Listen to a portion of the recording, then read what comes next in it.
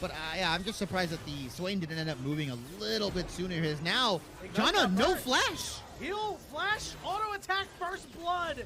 Froggy is the one to pick that one up. And Evelyn Bot is in the area. Descent does drop the Rift Guard. They're going to look to engage.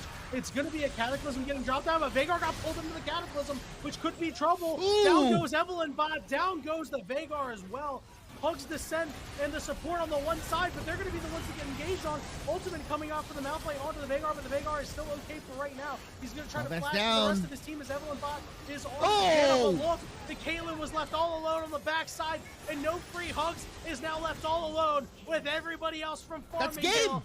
Both of them are level 4. No Zillion bombs are available right now, which means French Delta Force is going to be able to get in. There's the flash, but the flag and drag lands, and El Unicornio in a lot of trouble. French Delta Force not able to get the kill. That one's going to go over to Huracan. Vagar doesn't quite know where he is. Has spotted him out. Here comes the Jarvan over the wall. Multiple members over the wall now as they're trying to get as much damage as possible. French Delta Force able to get the first kill. Now, bearing down on to the Xayah. They are going to get revived by the Zillion, but weak side. It just means they're a sitting duck to give more kills. There's nothing. Yeah, they quite literally. Malphite getting in there on multiple members here. Weak side is now starting to join the fight here. Oh, somebody's in stasis, somebody's resurrecting, but it doesn't just matter. They're just all meant to die to Vagar. It's a double kill for weak side, a double kill for French Delta Force. They get a kill back. Leave the old man alone! But they are going to be able to close out onto the Zillion. The cherry on top for Froggy and Farmingdale State College.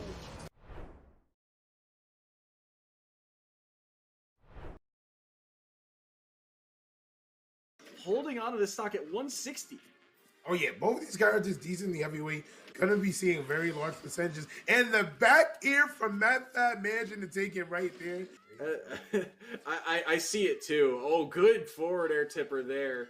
Hope should be able to recover from this unless you get countered. Diggs with a huge opener there. But Splat says, listen, I need you to get right back on stage.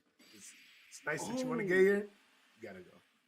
And the block, I think, actually helps Splat there. Again, falling because the second hit of that... I didn't get to show out last time the way I wanted to. I'll do it. He's all warmed up now, but he will drop that stock this time around. Gordo up tilt, a week where they went to set number 3 and fell in that previous series. Oh, wow. Yeah. Oh, wow, what a down here.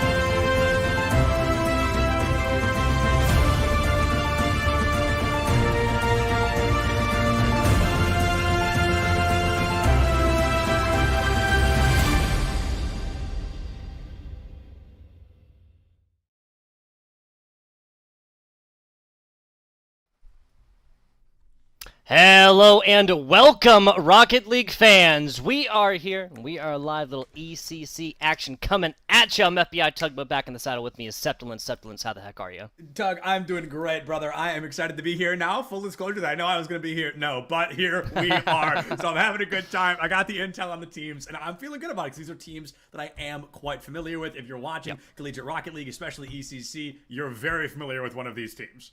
Absolutely. Absolutely. We got the CSI Dolphins coming up here. That is the College of Staten Island with a little bit of history behind them, Septilence. They're going to be taking on the number 3 seed, the New York Institute of Technology. That is the Bears. The Dolphins versus the Bears. Yeah, and NYIT and CSI, if I'm not mistaken, these teams pretty traditionally end up in Super Smash Bros. Ultimate Grand Finals as well. So seeing them here in Rocket League is not a bit of surprise. But CSI, College of Staten Island, they have won every semester final since the spring of 2021. Yes. And this roster is getting ready to go ahead and graduate. So they're trying to go out with a bang, another victory under their belt. And for a roster sitting at 8-1, their odds, I mean, are very much in their favor tonight. Yeah, and speaking of that one loss, that was to the Central Florida right there. Or no, FSU, Florida State University. Excuse me. Not a lot of Florida colleges. And that college has already been kicked out of this one. Number 1 seed taking on 3 seed. The Bears and the Dolphins did see each other during the regular season as well, and that was a 3-0 for the CSI Dolphins. So the writing is on the wall here, Sepulence. Yeah. This is everything that the Bears can possibly prove to go against. You have 3 seniors. They're all graduating. They have all won since spring 2021, every single semester finals. So really, this is everything for the Dolphins to lose and everything the Bears to win.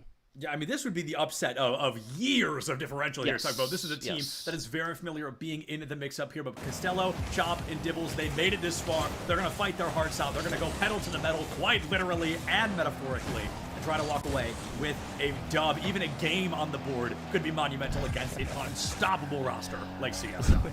We were accusing one of these Dolphins players of getting out of lobby to go on over to the Ka-Chow. Well, there's 11-teen with it right there. The eyes, man, they follow you.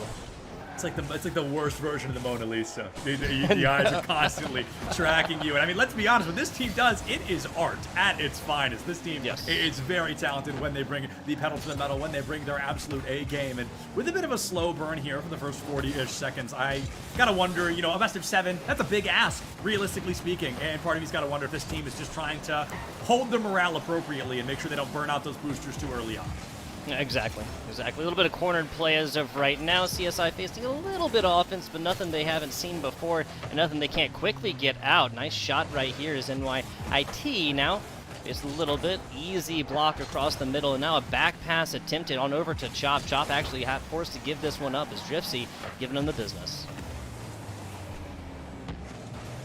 11-teen drops it down center field.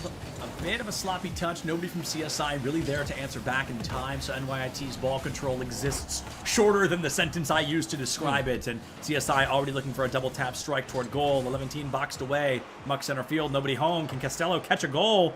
Not even going to catch a break as the pressure from CSI continues to fall through. Yeah, not a break at all. Demo afterwards, we'll see them back on their side, but that's actually perfect placing now as Costello is in the backside, and a member middle pitch picks this one up. 11-teen, another hit, but this is uncharacteristically several 11-teen hits that are going simply the wrong way.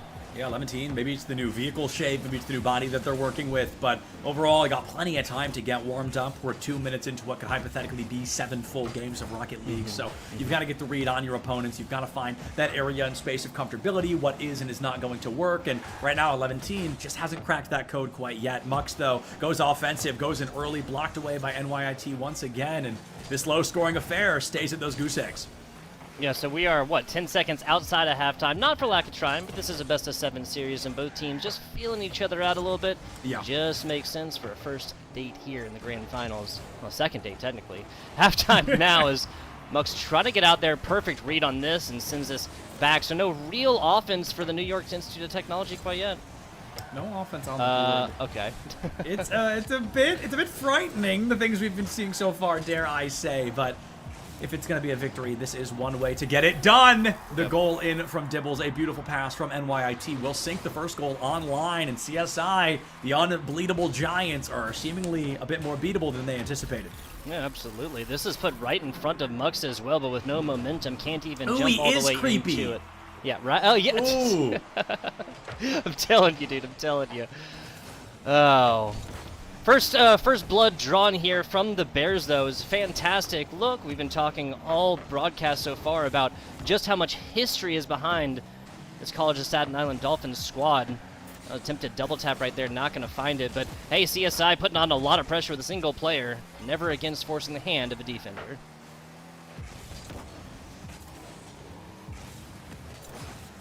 .100 seconds left. CSI has ball control. A great tap in aerial. Double defense takes it away. Plan B from Mux isn't going to come to fruition in time. The defense is still available. And CSI not getting the freebie goal they're looking for. Trissy's double tap finds no second man to knock it in toward goal. And NYIT needs to stall for just 80-ish more seconds. And this first game is theirs. Yeah, so CSI has been doing a great job of putting balls in between players of the Bears, but there's just nobody been home to answer the door on this one. Couple different, I'm not going to call them open net situations by any means, but a couple of situations where these were seriously awesome odds of getting something going. Mux actually gets a little bit more on this. That's really bad. Oh, and 11-team splitting the difference as nobody on the Bears actually makes connection. There is Mux all day. A bit of a redemption arc for Mux here. You know, misses that first goal, isn't able to block it out in time, but absolutely finds that second one, ties us up with just 60 seconds left on the clock here. So we are playing Rocket League light, if I've ever seen it. It's going to be the next goal is possibly the deciding factor on which one of these teams emerges with this W. Yeah, that goal to go, no OT necessary, especially the way this low-scoring affair, as you mentioned, has been going so far. Mid-pitch, we go with it. That's a solid shot, forcing hand, not one but two different defenders. No real follow-up after that, as Mux doesn't really have enough boost to try and get this ball positioned where he wanted it to. 30 seconds remaining. Ball control just ever so slightly in favor of CSI. Mux takes it across the equation here, wants to find the opening play, but doesn't have the space necessary to emerge with a goal quite yet. I really like what we're seeing in terms of the aggressive defense from the side of NYIT, and as there is a whiffed shot from Dibbles in toward goal, that would have been a deciding factor for NYIT, but the over-aggression can't work forever. It's another sloppy hit from CSI. 10 seconds remain. Are we hitting an overtime in Grand Finals Game 1? I would love to see that. Best of 7 series and a long one it may be, but we are 3 seconds away from that situation. This is coming into last bounce territory and does overtime. Let's see it. There has been a categorical numerical difference in shots attempted. CSI with 10 right now. The Bears only with 2. 9 saves to their credit here, Septilence. CSI has no saves necessary. No saves on the board quite yet, and we're looking to see a bit of difference here from NYIT. We're entering kind of what I like to call that garbage time of overtime, right? It's going to continuously be that circumstance of we're not done till, you know, it ain't over till it's over. Truly and seriously. Okay. And it's going to be over before we can even discuss how long it's supposed to take. NYIT finds that second goal and goes up 1-0 over CSI just 24 seconds into overtime. Yeah, so Mux makes a play for this, but unfortunately it's a bad redirect off of his front left hood, I believe. And, hey, Bears going to be able to take Game 1. It is worth mentioning, Septilence, that this is a situation that the Bears did not find themselves in within the regular season. They were not able to take even a single game off of this squad, off of the Dolphins within that regular season. That was the 3-0 right here. As you can see the numbers, again, this is so much for Staten Island when you're talking about offense. Yeah, and take a look at this here, Tug. 10 shots on goal from Staten Island. 3 from NYIT. Yet somehow this team emerges victorious with a 2-0 advantage state, or 2-1 advantage state, excuse me, at the end of game 1, 1-0 on the series. So, I mean, it's this over-aggression, this overextension from Staten Island. It's worked so well against so many other teams, but when you've got a defense as consistent as the one NYIT is bringing to the table, it doesn't matter how many times you get the shot in goal, because the defense is always there to knock it away. No, seriously, especially given that, 9 saves, 4 for Chop, 4 for Dibbles, 1 for Costello, excuse me. I just got too much into the 4s right there. Costello coming in with a goal, assist, shot, save, very well-rounded player coming in to the next part. But, hey, the Bears did a fantastic job in game number 1. Now it's just about stringing those games together. Yeah, winning game 1 in a best of 7 is good because it's 25% of your goal, but it's really not a decider. It's not a game maker. It's not a game breaker. There is plenty of time left for these teams to answer back. And CSI, a team quite unfamiliar to losing, you've got to assume this is going to light a fire underneath them like we have never seen before. Oh, absolutely. Absolutely. Again, folks, in case you're just joining us, since spring 2021, CSI, the College of Staten Island, the Dolphins, and specifically these 3 players, these seniors here, have taken the win in grand finals all the way through. Sometimes it hasn't come as easily as 4-0, 3-0 sweeps and whatnot, but it has always come rain from the skies. Gibbles, a great job just kind of putting this one over and away from the source of danger. It's 11-team still trying. That's going to be everything that CSI needs. This is a CSI who got aggressive, but just in a much more like fast, tight, and really just stick-to-itiveness early on in this game. You mentioned it. This is a CSI squad that is used to playing from ahead. Yeah, CSI, they finally kind of pushed the ball up the hill far enough that they're now in the lead, but a 1-point lead is hardly a lead at all. So this team wants to get aggressive, and it looks like Driftsy trying to do so off rip, not able to find the opening they're looking for, and that could be pretty detrimental down the line, because that second goal early could have been huge. Costello goes for a back tap in, not able to find it. No second man to catch it with no boost on the board for NYIT in this moment. They've got to make some pretty fundamental changes to walk away with a goal of their own. Ball control back in favor of CSI. Center field into goal. Yeah, this might be the slow burn now here for the Dolphins. I think they have figured out what they wanted to within that game one, and now just peppering the backboard right here. That's going to be Chop, who can't quite come out and get a handle onto that one. 2-0 lead, which is, of course, the largest lead we have seen in this series so far. 1-1 going into overtime for the Bears to take it down in game one. That's absolutely right here, Tug. So we are taking a look at CSI. They're a minute into game number 2. They're already up by 2, and they want to make the series at the very least 1-1, make it an OG best of 5 that we know and love, and they're now just 4 minutes away from doing just that. Oh, close, but no cigar on that secondary attempt, and CSI not exactly hating the fact, right? You know, it's going to happen, but it's not exactly like it's a necessary goal in this moment. Yeah, I mean, especially the fact that these Bears have deemed it necessary to send up 2 players on almost every offensive shot thus far. This is just showing what kind of control the CSI has. I thought, is it going to happen again? It's going to happen again. It decided our game 1 overtime. It's like a weird back hit from a CSI player. No dice this time. Taking it to the numbers ever so briefly. NYIT coming in the last 30 seconds had no shots, but they put up 2 right there and show a little bit back when you're talking about offensive stances. 2 minutes down, 2 points still standing. It's almost like CSI kind of turned on the boosters immediately and then slowed things down in that very same breath. They got the lead they needed. This is the team that, as we've mentioned before, loves to play from the front, and right now they're going to be able to do so unless NYIT plays an offense, which unfortunately they haven't really had much of a chance to do at all. Yeah, just like stretching the field a little bit more for the Bears, and it's weird to say about a team that took a game 1 win, albeit in overtime, but stretching the field a little bit more right here and just basically trusting players to get solo passes and solo defensive shots. There hasn't been a situation yet where the Bears really, really needed that second man up, except for what 2/3 of the way or so through the first game. Like that hasn't really been present here in game number 2. Simply trust your teammates. Trusting your teammates goes a very, very long way in a scenario like this one here. And with only 2 minutes remaining, half the game has come and gone. Costello gets the first real shot that NYIT has seen in the previous 3 minutes, but unfortunately, there's no cigar off of it. Falls center field, not able to find it. Lineup for CSI disrupted. NYIT still can't find a shot on goal. A nice clear right here for CSI. That is also a big defining factor. They just had much, much better clears. Costello, last man back. Trust him or not, got it done right there, and then follow up with a huge clear now across the middle. Mux gets it taken away, and this is sent cornerwards for just a little while. Dripsy showing off what they can do up top, and the NYIT going to face an offense yet again. NYIT looking for the offense, but not able to find it. They've just been stuck dealing with the offense that CSI brings to the table so darn consistently. This could be a goal in, past one defender, but not into the second. Chop not able to keep things up long enough.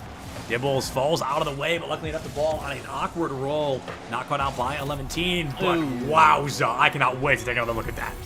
Yeah, somebody take a trip.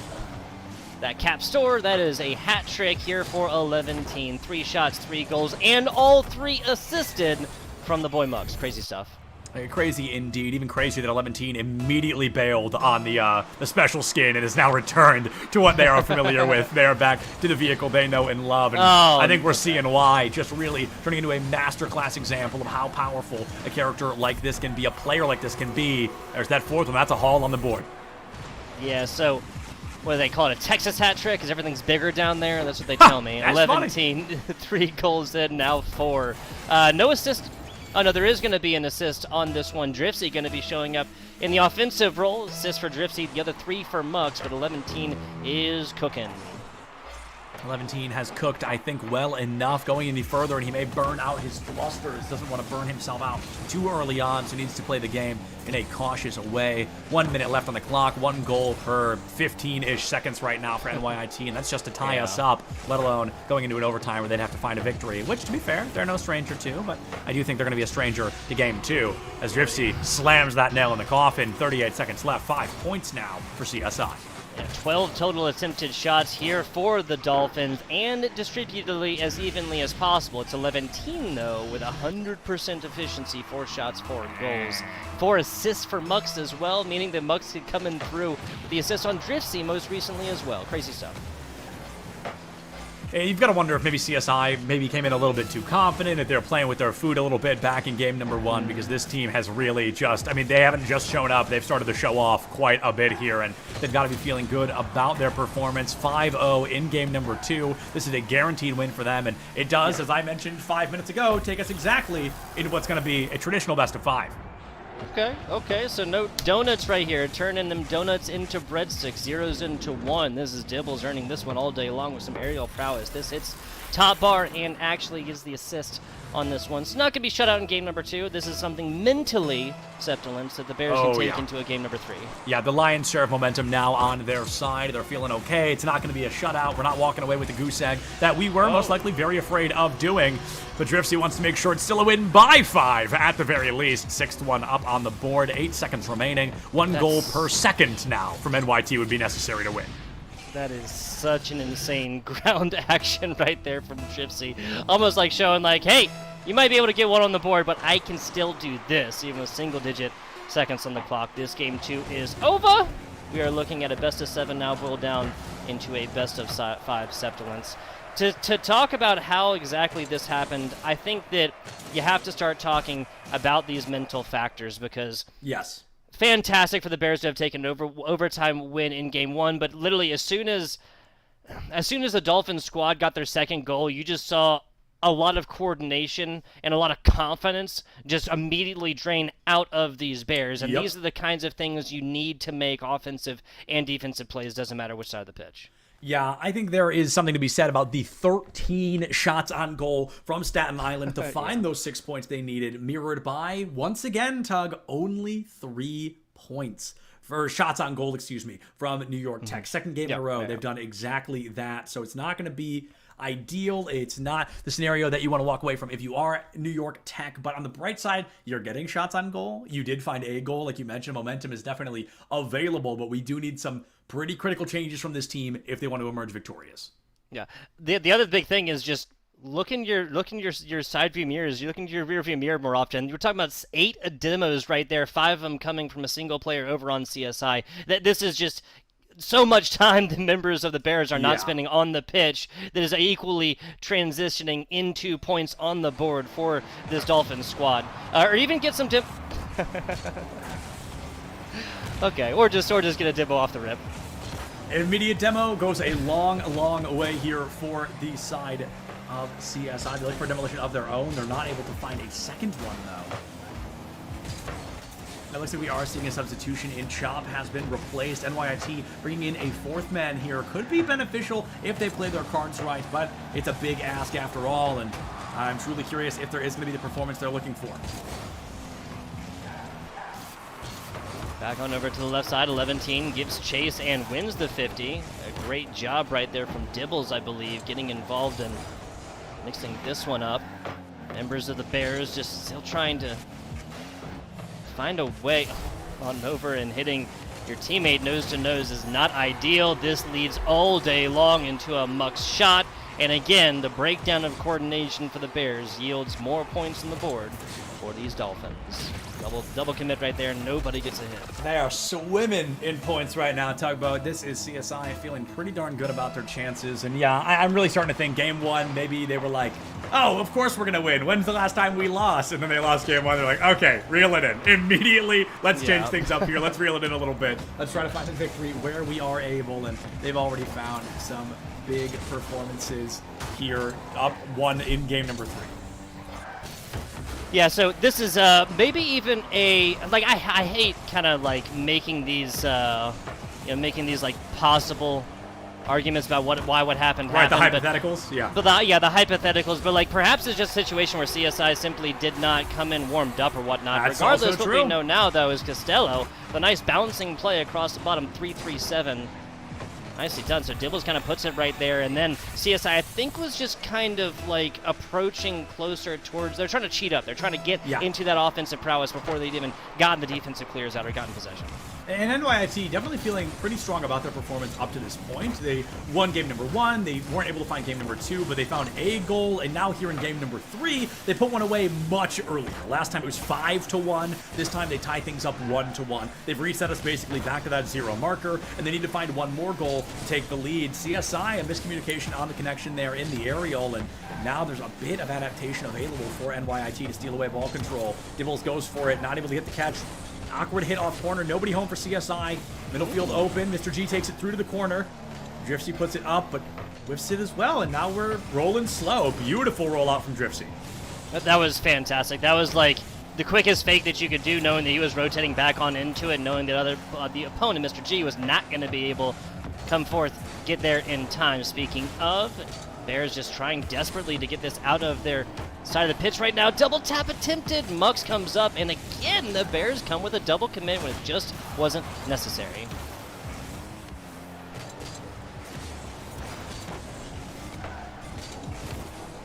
Looking for an opening play. Could be pivotal here on the side of CSI. Half of game number 3 has already come and gone in a pretty pivotal scenario like this, and this team looking for a victory anywhere they can find it. They want to go up 2-1 on the series, which would all but complete their goal of finding a victory. Put them halfway to that marker. 2 minutes remaining on the clock.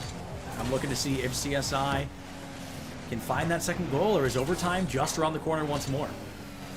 I would love to see it. Love to see. Oh no, that's what it's going to be. The odd numbers are going to be like really close games when we go to overtime, and the even numbers, one team's just going to win by like 7. My favorite pattern. My favorite pattern. We see it so weirdly often in Collegiate Rocket League, and maybe it's one of those days. 100 seconds left. Last time we saw these teams tied up 1-1 with 100 seconds left, we went to overtime. So will that pattern tell true once more? Well, I guess there's only one way to find out. Oh! But there is, and that's going to be an answer that the Bears are going to like. Yeah, so this comes off the back of a great job from Costello right here, and he doesn't even really need to nose it in. Members of the Bears do bite on that regardless, and it's going to be Dibbles with the point inside. Dibbles with that point, 95 seconds left on the clock. This could be a huge win for NYIT. They could put themselves up 2-1 on the series, which definitely would be surprising after the performance back in game number 2. But that's the beauty of Rocket League. Every 5 minutes is a different 5 minutes, and things feel pretty darn exciting no matter what. No shot in quite yet. It will be boxed away. CSI forced on the defense. And now out to the middle, Drifty on, or Driftsy, excuse me, on over to Mux. Now Mux in the corner trying to pick this up. 11-team down bottom, got plenty of boost to try and get something done, but just a simple pop play over the tops of them, and now the Bears are on offense. The Bears in the offense, something we did not see literally at all back in game number 2, but here we are in game 3 where they are really trying to make it happen, but 11-teen says absolutely not. I want to see a win, or I want to see an overtime where we fight until the very end, because we are tied right back up 2-2. An impeccable hit from 11-teen off the crossbar, clean into goal, and here we are back at that technical 0-0. So a low-scoring affair in game number 1, 47 seconds to go here in game number 3, but the precipice is the same. The score difference is the same right here, 2-2, and we're staring down the barrel of an overtime situation. Last time the Bears were able to clutch it out, and Septulence, remember, it didn't take them that long to do it either. The clutch out took, I believe, 28 seconds was on the clock in that overtime, so NYIT, they want to find another victory here, maybe even just shy of that overtime to get rid of that possibility of a CSI win. Winning in fruition is obviously much easier. Driftsy finds a hit out. It's going to be a smack in from 11-teen in the heavens here. Mux, a player we haven't had the opportunity to see in quite a while. The very namesake comes in on the rebound, gets the assist into 11-teen, and with 12 seconds left, CSI's chances of winning game 3 have skyrocketed. This is just so amazing because 11-teen comes off the back of hitting, I believe that's Dibbles, and it seems like their role is over. Their job is done. It is mission accomplished. Hang the banger behind them. But 11 seconds, and that's just a perfect redirect. Also, 92 miles an hour. That is breaking speed limits in every American state. Real. Unfortunate, but true. You are unlimited speed limit kind of guy? Only on the freeway, you know? It's like, I feel like it's a good spot to, like, if someone wants to go fast, if they're driving safe, I think it's totally fine. But I do understand rules and how some rules are meant to be broken, just like Staten Island winning that game and what really felt like an opportunity they were not going to be able to. They emerged victorious, and NYIT will lose that game just shy. Talk about good news, NYIT doubled their traditional shots on goal. Yes. Yeah, so 11 shots for Staten Island, so still going to dominate that total shots attempted category, but NYIT not kept only 3 shots down bottom, also dominating the demo game right there. 4 demos for them. Of course, I think 3 of them came within the first 5 seconds of this game, but regardless, this is exactly the kind of games that the Bears want to play, albeit the score being a little bit, opposite right there. Also, I want to address this. Said we were terrified of Lightning McQueen. We have a healthy respect of Lightning McQueen and just how odd and creepy that is. Listen, I just think he's a little unsettling, and I think that's not a crazy thing to say. I feel like that a sentient car feels like a reasonable thing to be afraid of. And if you disagree, maybe you're the weird one, okay? Exactly. The uncanny valley. The uncanny valley, that's what it is, because the eyes. He's just a creepy little guy. We're going to see maybe another no sub. Costello, Mr. G, Chop still going to be in this one. Just took a little while longer for them to load all the way in. But the NYT Bears can take another game right here. In game number 4, they have to play a similar game they played in game number 1. And again, if they go down early, 2 goals or something like that, you can't lose that confidence. This is them already getting involved in the offensive stance, though. They are looking to find the opening that they need one way or another, and it's not always a guarantee, but NYIT, they want to tie things up, make it a best of 3. We started best of 7, we were in a best of 5. Let's see if we end up in a best of 3, but if CSI can walk away with this one, they will obviously be 1 game away from being those grand finalist champions once again. They are no stranger to doing it, and it's very likely they're going to be able to do it again. Yeah, I mean, spring 2021, fall 2021, spring 2022, fall 2022, and spring of next year would be this one, and obviously the ending semester that'd be everything right there. But as I say that, the Bears right here, they don't like the sentence, they don't like the statement sentence. They want to get a goal in here early, and they do. 44 seconds in, Bears take the lead. 44 seconds in, NYIT takes the lead. They took the lead back in game number 3 as well, which was a 1-point loss. So CSI, they're playing every minute as it goes by. They're adapting on the fly, and I think that's part of the reason this team is so impressive, because while they come in with a game plan, their ability to adapt in a moment's notice is unbelievable, something that we don't often see from other teams here in the ECC.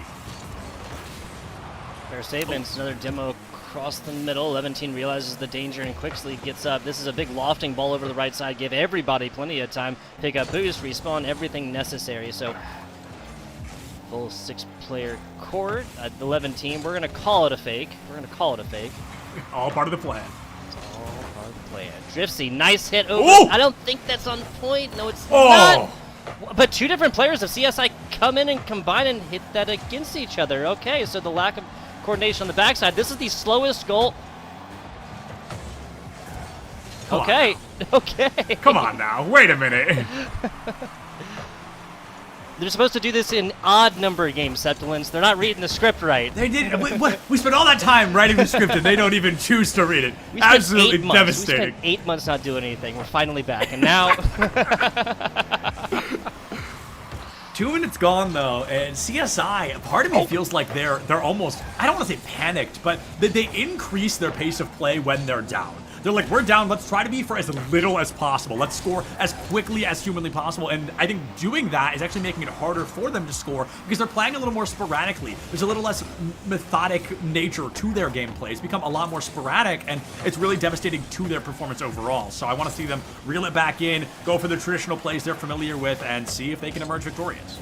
Yeah, just back to the basics, Rocket League is what you're saying, right? Yes. Yeah. There's been a couple instances of high-flying play. Obviously, the play pointed out right there with 2 as CSI. This is an open net, and then both of them go for it and end up knocking into each other. Now, okay, sorry, 11 was back. I was about to say, is that an open net? But CSI is not making those kinds of mistakes, at least not yet.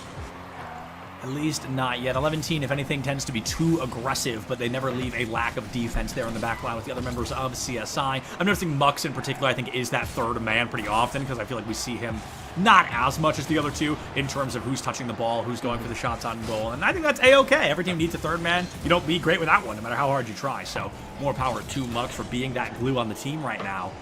The shot goes out, NYIT. It's an awkward hit, but it's an all right one. No goal found off of it. Already down to 100 seconds. My goodness, time flies. Yeah, it really does. Time flies. These teams are not scoring goals, right?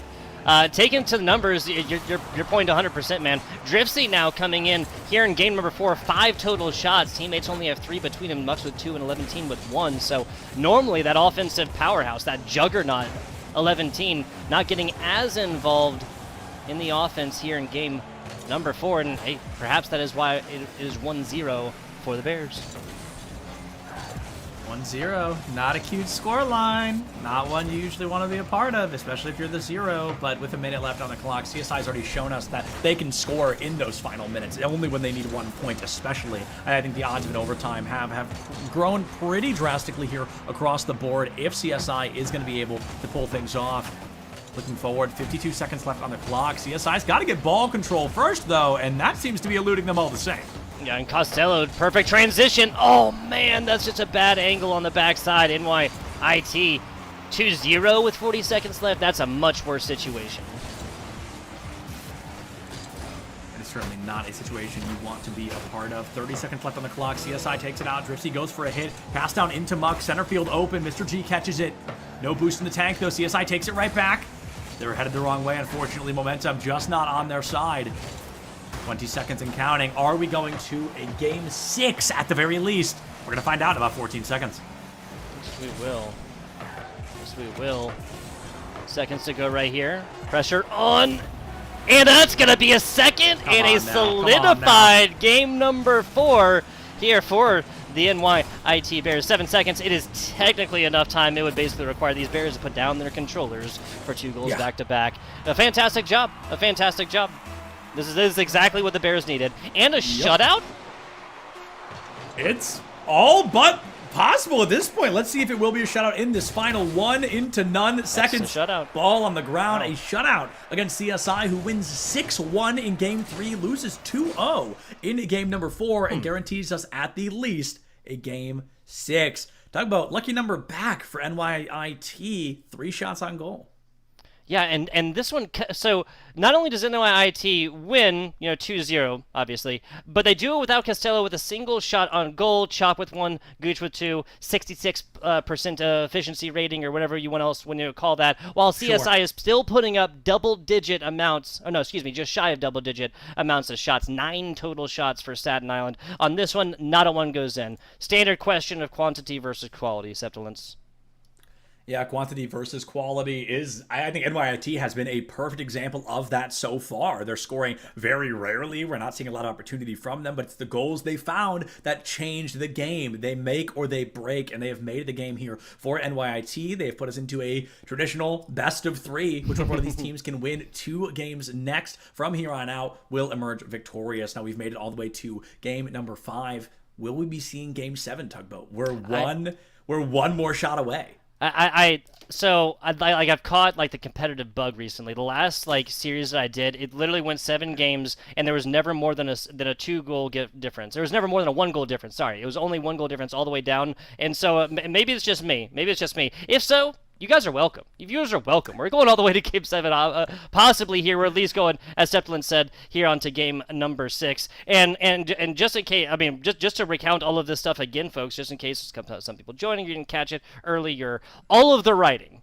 paragraphs were on the wall here for the side of the CSI Dolphins. They have won every single semester final since spring 2021. They went 8-1, and the team that beat them during the regular season has already been knocked out of the playoffs. That was Florida State University. They also beat the Bears 3-0 within that regular season as well. So coming off of an overtime win in game number 2 is okay, word. And then game 2 they win 6-1. It's oh, okay, well we're reading the paragraphs at this point. That's not the case anymore. Yeah. Yeah, and I have to say, my hat off to these players and these teams for being as quick as they are, because it's only been almost 40 minutes, and we are still well over halfway done with this series. They are immediately jumping right back in game after game. They want to get this wrapped up. They want to make sure they're not icing the kicker into the off time. They want to make sure they are ready to walk through this full performance. And with already 5 minutes here on the clock, once more in game number 5, Tugboat, may the odds be ever in whichever team's favor. Exactly. Exactly. No preferences here necessarily. We just want that clean Rocket League, and we have gotten it so far here in the East Coast Conference Finals.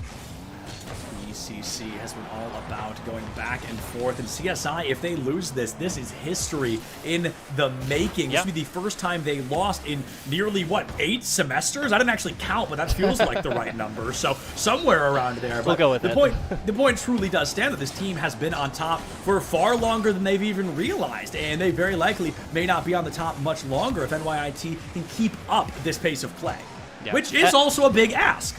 Oh, it is. But scoring first is the way that the Bears have put pressure on so far. A 2-0 in the last. I mean, you can say, hey, just memory of a goldfish. That's what they say, right? Just forget about it. Play the Rocket League game ahead of you. Well, that's a little bit easier said than done, especially given that the Bears have spent so much of regular season and playoffs, of course, playing from ahead. They've fallen behind, a minute 15 off the clock, and NYIT haven't scored either, so CSI has a big opportunity to keep things at the very least even, which isn't where you want to be, but as a wise man once said, we absolutely take those. You got to take them where you can get them in moments like this, and I think this team is painfully aware of that fact. So I want to be looking more to CSI to see if the offense becomes increased or decreased, or if they go to slow things down and become more methodical, as I've complimented so many times before. I think it is the surgical precision of this team that makes them as talented as they are. And Mr. G coming out like Mr. D with the defense right there. A fantastic stop as the last man back as well. We were talking about... Ooh. Man, it's like you give the Bears a compliment about defense, and then they pull on one of these. Mr. G does everything in a bag of chips about 5 seconds before this one, and then, I've been saying that the Bears have been double committing. Well, if they had 2 players back there, we'd be looking at a 0-0 scoreline still. That's very, very true. I mean, if they had 2 defenders, we could be looking at that 0-0, but hindsight is 20/20 after all, and NYT, they know with enough time on the clock that they may be able to answer back. Not even half the game has come and gone quite yet. This team knows they've got a lot of space to work with, and fingers crossed they're feeling okay with their chances. Shots and more pressure here across the middle. I believe the last time that CSI took the lead early, that was in Game 3, and that was a game that they ended up losing. All the other times they've won, or they've scored first, they have gone forth to take that W. That was in game number 2 right there. Shot down bottom, methodical stop, 11-team, now trying to beat feet across the middle. Nice redirect from Mux. Mux was looking more so for a shot, though, as Driftsy comes up to it, loses the 15, sends this one way off into the middle. Just trying to get it out of pitch, as this is a much slowed down play. 11-team gives them the business and still continues as Mux swings for the fences and hits the corner. This is going to be decently centered. No boost. Okay. That's such a scary spot to be in, though, when you kind of let the ball waterfall down in front of your goal. It kind of leaves it wide open for the offensive side of CSI, who unfortunately didn't have it clutch out the way they wanted it to. Shot roll off the right side. Mux goes in and out. Nothing falls to it quite yet. 11-team not able to find a defensive touch. Mr. G might get a sneaking attack. But no, even that falls too little too short. 90 seconds remaining. Will CSI win this game by but a single goal?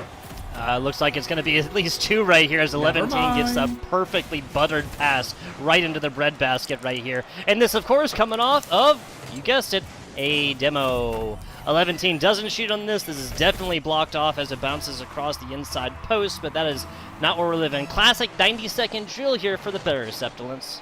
Yeah, at this point, CSI might as well change their acronym to DEMO, because that is what this team is going to be notorious for with the play style we have been seeing from them so far today. 80 seconds left, up by 2, 1 goal per 40 seconds from NYIT, and that's just to tie things up. They need to go even further beyond to emerge victorious, so I'm not sure that's what we're going to be seeing quite yet. The slow play out. Chop goes for an awkward hit center field. No boost in the tank. Up and over a secondary defender. Mr. G finds it in the corner. Bounced away. Is that clean? It certainly is. Driftsy with the exclamation point on the sentence. 60 seconds, 3 goals up. And a mighty high chance of victory here in Game 5 for CSI. Yeah, the 2-0 exclamation point, more looking like a question mark at this point now with a shutout faced against the Bears right here. The Dolphins, perhaps this is just continuously adaptive play. Perhaps this is just playing with a food type situation, because it seems like when they want to turn it on, Septulence, it just simply happens. Sure, I can definitely agree with that when they want to turn on the boosters. They're really able to do so quite easily. Oh, Costello, that's a really nice hit, but unfortunately nobody from NYIT is there as the second man to knock it away. No boost for most members of NYIT. They've got to play low and slow here. 17 takes it out. Mr. G knocks it away to center field once more. Is that an open goal? Barely blocked out by that third defender. Barely. Barely. We said no puns, Septilence. We said no puns. Ow! I didn't even mean to. I'm so funny. Wait. Love it. Love it. CSI putting on the fourth right here. Let's take it to the numbers just for a second. And yeah, this is exactly what we've seen across games 1 through 3. 10 total shots here for CSI and 3 shots for NYIT. Septilence, I'll let you guess how these are distributed. As evenly as possible, Tugboat. Each person got 1. That's 100% right, Septilence. Your voice kind of changed there a little bit. I was like doing like a puzzle in my head. I was like, would Tugboat try to trick me? I was like, is this 1-1-1? And it was 1-1-1. But what it currently is 3-2 or a 4-0. CSI gets shut out in a 2-0 fashion. They said, you know what? Double it, give it to somebody else. And they immediately walk through. They take a 4-0 over NYIT, and they now put themselves on series point, grand finals point, just hypothetically one more goal away from holding on to that grand final championship. Yeah, 100%. You said it best. One of these teams has enjoyed that position several times here. Something I want to give a shout out to. I know I keep consistently talking about New York Tech getting like their shots distributed as evenly as possible, but really we have now wait, hang on, that's not possible, right? 430 for each of these players. Are we watching Rocket League history? No, that's got to be a bug. It's being changed. It's a bug. It's a bug. Okay, got it. Because then it says Mux 3 times. Okay, got it. Excuse me on that. I was. It's like there's not a possibility. To your defense, that would have been insane. So you are not. I mean, that would have been crazy. Yeah. But the Bears have been doing a much better job coming into Game 5, which each of their players playing whatever role they're closest to, which is how you play competitive high-level Rocket League right here. It is not always with, the point man who's always taking shots, the middle person who's always feeding them, and the back player always playing the goalie position. Now you gotta rotate on that, and the Bears have learned that. It's just the Dolphins are just a great team, straight up, just a fantastic team, and been making slightly less mistakes. And I think that's the difference between a good and a great team. I think you bring up a good point there. Is a good team is, okay, we've got our striker, we've got our goalie, we've got our third man, whatever, but it's the great teams that can fill in those shoes. Oh, you demoed one of my teammates, I'm going to become that teammate. And they're going to pick up my role as soon as they're back. It's that instant kind of forced rotation that we see from teams at this highest echelon that I'm particularly eager to continue looking at here, as CSI is really quite good at that. They make sure, okay, you've gone down, I'm immediately going to fill in those boots. Nobody's going to fall here quite yet, and hopefully CSI does not fall into a Game 7 scenario. They're one game away from finding out if they're going to have to, but NYIT, it's up to the Bears to try and make the magic happen, or they're going to go home in a 4-2. Yeah, absolutely. Also, folks, we got plenty of more esports after this one as well. That's specifically true. The ECAC Smash. If we get this done probably in this game, then we'll try and get to some interview action, because these are three seniors that are like going all the way, right? Like they've done everything they can since spring 2021. They were obviously even competing before then. It didn't just come together all right then. And now this is the Cinderella story. We're looking for midnight here, Septilence. Yeah, hopefully we'll get the chance to talk to one of them if it wraps up here. If it goes into Game 7, we may unfortunately not be able to, which is the downside of when it takes longer, because of course those are the games we want to hear about. But that is unfortunately the double-edged sword of collegiate esports. I guess just any traditional sports, truly, if you're on a time schedule, you've got to make it happen. You've got to make sure you're showing up on time. And now CSI, they want to get us out of here as fast as possible. 4 minutes and 43 seconds separate them and another Grand Finals victory. Driftsy, nice hit. This turns into a pass right there for Mux as well. Now into the corner.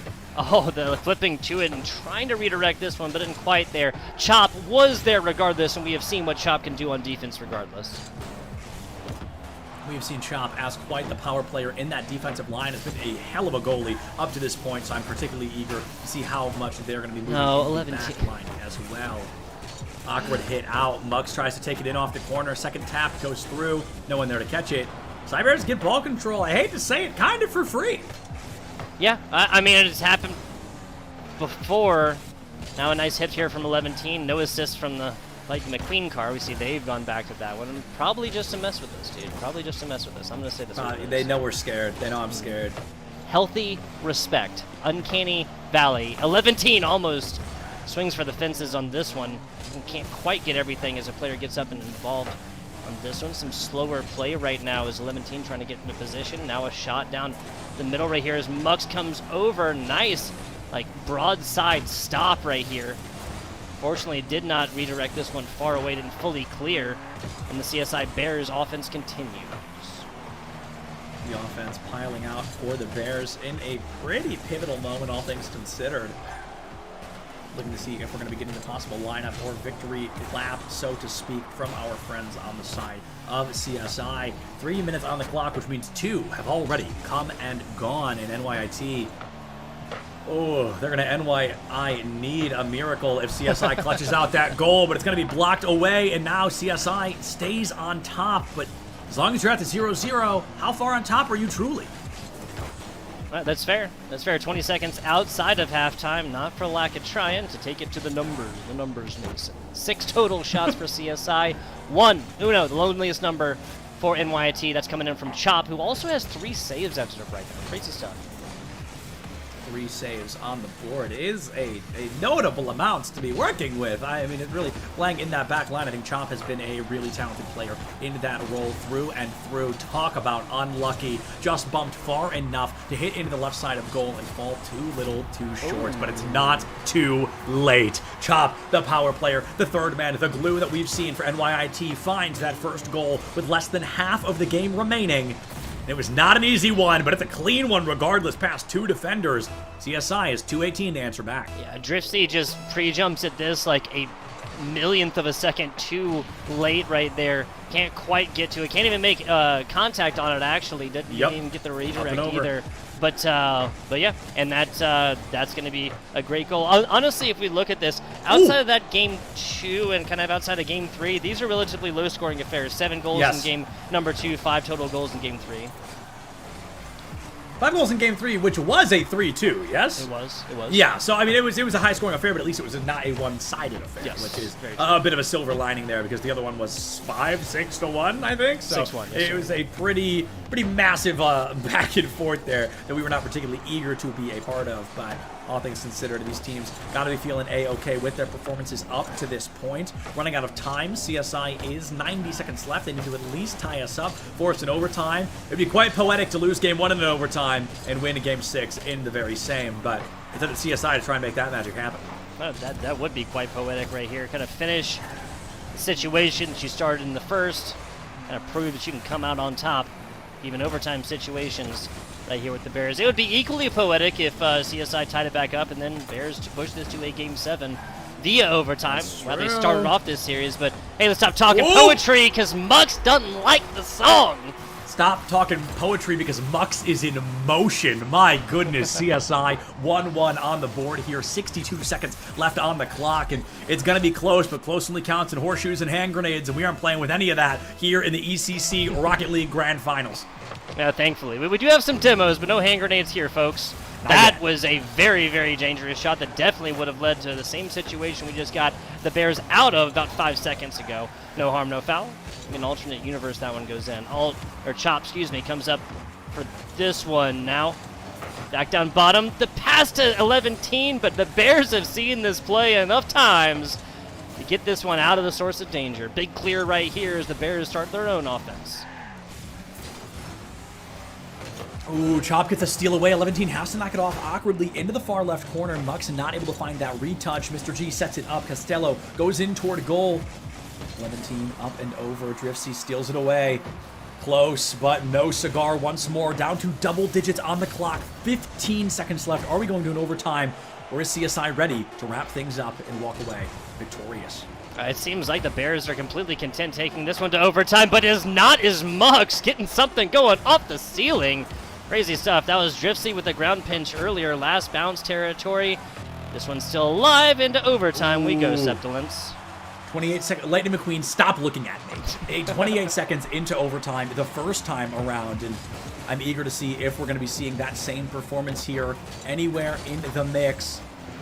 There could be a large opening for the side of CSI, but NYIT, they're comfortable in an OT. They've been here before. They've got T in the name, and I think we just found out why. Costello able to sink it coast-to-coast goal in game number 6, which takes us all the way to that 7th and final game of the series, of the season, of the grand finals, possibly of the winning streak CSI has been so famous for before.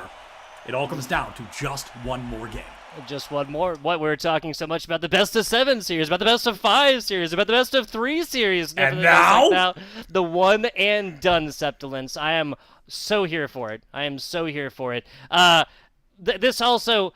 Man, it still comes from CSI putting up double-digit shot attempts and the NYIT Bears just spinning gold from only a couple of different shots, only a handful of shots across a full 5-minute Rocket League game. And again, them doing it in overtime with not a whole lot of time on the clock, not any 5-minute overtime games like a whole other Rocket League game played or nothing like that. It's just the Bears, and this situation is a from downtown shot where the Bears where the Dolphins can't come back and cover this one up. They're pouring it all into offense right there and cannot come back at this one. To game 7 we go, Septilence. To game 7. Starts as a best of 7, turns to a best of 5, goes to a best of 3, down to a best of 1. It all comes down to these final 5 minutes. And I think you bring up an incredible point that I'm glad you do talk about, how this team, the Cybears, they have been nothing but surgical precision. They have been nothing but methodical goals. They're not high-scoring affairs. They're not 35 shots on goal. They're 4 shots on goal with 4 shots going in, or 3 shots going in. They'll miss occasionally, but it is rare.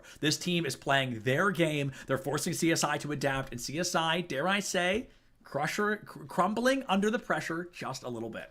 Yeah, I mean, basically, if it's a high-scoring game, then it's going to be the Dolphins winning. If it's going to be the Bears, different situation because they have won. They haven't won with more than 2 goals so far. They haven't put up more than 2 goals so far. They put up 2 goals 4 different times, 1 goal once, and obviously the shutout pitched there in game 1, 2, 3, 4, 5. Counting's hard. In game number 5, where there was a 4-0. So, again. Take all the history, throw it out. Just take the play on the day, like performance here today for the Rocket League on this Monday. The simple fact that we have CSI, the Dolphins, taking game 2 at a 6-1 scoreline, and then game 5 at a 4-0 scoreline. This should be a team that is able to harness various aspects of these game Septilence and just simply apply them to game 7. I cannot say that that's the situation that we're in because the Bears have consistently done it when it matters most.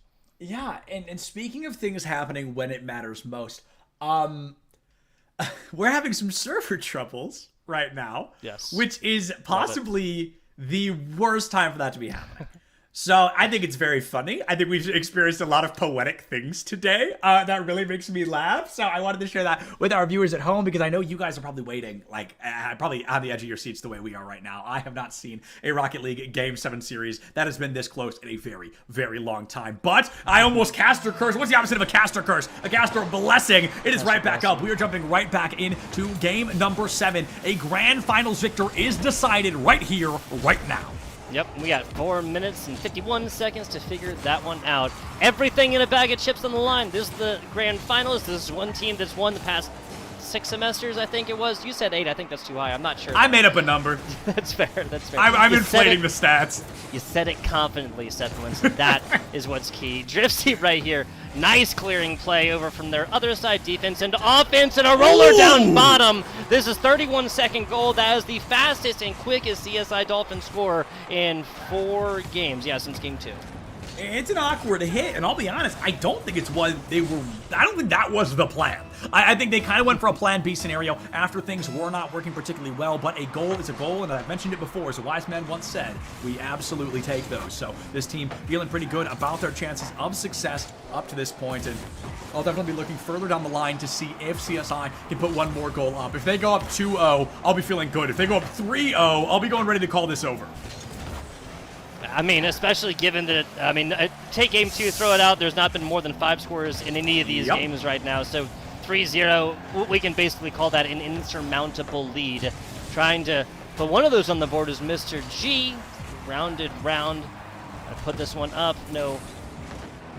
Nothing happening right there, excuse me. Mux now off to the corner. Nobody on the Bears anticipated them to lose there, and had all have to beat feet to get back into that defensive position. That is a situation the Bears found biting themselves in the behind because they weren't in position a couple of different times. I get the idea of trying to get in that scoring position, trying to get into parts of the pitch where you simply get something going, but now you can. Just don't get there too soon. Mr. G has been a pretty powerful player, might I add, as well. Arguably the reason we've made it all the way to a Game 7, so the substitution from NYIT has been really beneficial, and a double demolition from Driftsy is not met with the goals. 11-team takes it a wee bit too high. That wee bit goes a long way, and it does not work out quite like they wanted it to, all things considered. It's going to be an unfortunate scenario to be in, but it's even worse now for CSI, as Mr. G, the very player I was talking about, puts the numbers right back up on the board. 11-team puts this up, thinks that this is golden, and turns to ash in their hands. Also, worth mentioning, Dibble's out, Chop is in right here. Bears have gone through a couple of different substitutes throughout this series, and I gotta say, it's been working. And there's some argument on both sides. You know, you've got to wonder, CSI, are they getting fatigued? We're all the way, we're at 7 games deep. But clearly, the answer is no. This team, they're not fatigued. They're warmed up. That's kind of the other side of the coin. Is playing this long a detriment or a huge bonus? And I think our answer is right there in front of us. Dripsy says, oh, you want it to be close? Yeah, absolutely not. Finds the second goal on the board. Puts CSI up 2-1 with 3 minutes left now on the clock. Oh, a double awkward hit off the kick here, and it looks like CSI barely gains ball control. Snatched away. 11-team has to adjust. And just they do as Mux picks up big boost on their way to send this to mid-pitch. Now down bottom. Hits 4 on the floor right here and tries to angle this one in, but only so much that one offensive player can do. Back on the other way until Driftsy's got us something to say. I gotta say, Driftsy's definitely got the flashiest goals so far. If style points count for anything, this is 1,000,000 to 1. Yeah, Driftsy is really kind of waking up here, farming the highlight reel in game number 7. That's the best time to do it. A close series, you're looking good, you're being the hero. Put that in the highlight reel, everybody's watching. So CSI, they're trying to be the team that emerges victorious to hold on to a record they know and love, but they are minutes, goals away from that possibly no longer being the case. So this team has to make some pretty critical changes on their play style, and I'll be looking to see if CSI can clutch this out in the remaining 2 minutes. Open net situation. I'm going to say that's a little bit easier. Mr. Cooch takes a demo on the way, and Chop takes one as well. 2-2, tied scoreline we go. I cannot believe how close this is. 2-2 on the board, 2 minutes on the clock, and we are burning through this timer. These teams all know it is going to come down to this, and nobody wants to be that losing player. Let's see if CSI can emerge victorious or if NYIT will finally break the curse. Close, but no cigar. 100 seconds left. Nice stop right here. Bears maintaining their offensive position. Well, I say that. The other 2 Bears have beefied all the way down the other side. Even if there was pass plays to be had, that's not going to happen just like that. Dolphins get granted an offensive possession they definitely may not have had otherwise. 11-team. Over to the middle. This is going to be centered decently as Driftsy and Mux both get back in good positions right here. Now 11-team. Tries for a shot across the middle. Mux coming out to it. Going to be messed by Costello, and Costello takes it away. A solid shot, and there you go. The Dolphins getting into something. This is a bit of a breakaway. Only one player back, really, but Mr. G hitting this ball against the wall gives his teammates a little bit of time to get back into position. Ooh, I thought Chop had a lethal strike, but Driftsy was in the way to block it through once more. 52 seconds left on the clock. Let's talk about that poetry once more. Going into an overtime would be incredible, but we may not have to. Chop can get that into Mr. G, who takes it up. This has been the striker for the side of NYIT. Ball control stolen back. Mux tries to take it up and over, but Costello comes back for the first time in a long time. Hit goes down. 30 seconds left. Mux not there to catch it. Driftsy has to try, can't find it. Awkward hit back. 11-team takes it through. So down bottom, 24 seconds ago. Real quick, the situation that the CSI Dolphins found themselves earlier with all the shots in the world, no longer a thing. 5 shots to 8 right now.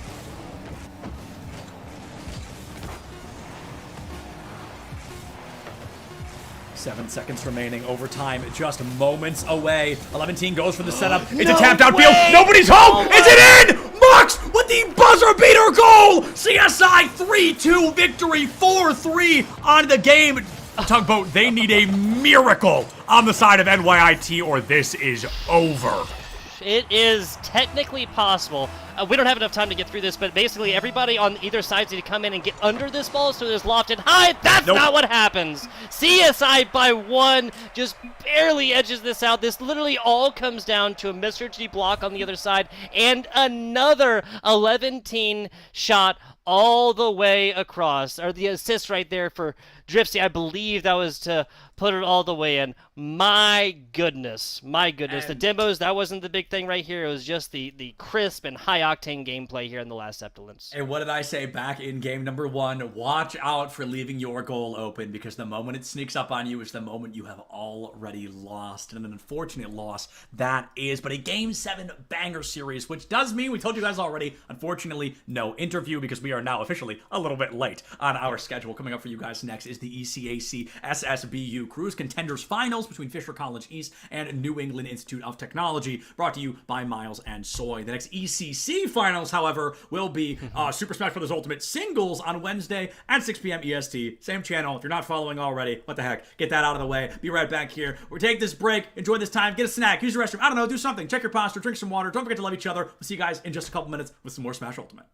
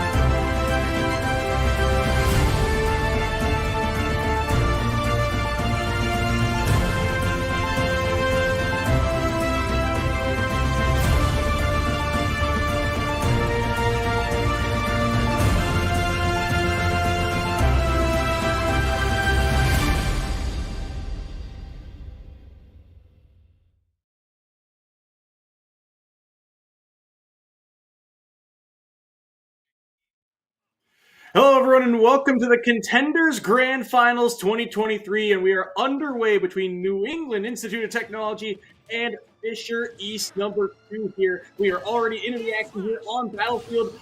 Keep on the Little Mac will drop the opening stock next to the here's. Oh, but now Zeke Red is opening right back up, evening the stocks. But I do like what I'm seeing from Nazir to stand up against Fisher initially. While Zeke Reds is making it difficult for Nazir to get breathing room, Nazir's careful, patient play style enabled them to get that incredible edge guard in the beginning with a fade back fair. Though Zeke Reds' ground movement is so scary, Nazir's got to be very careful.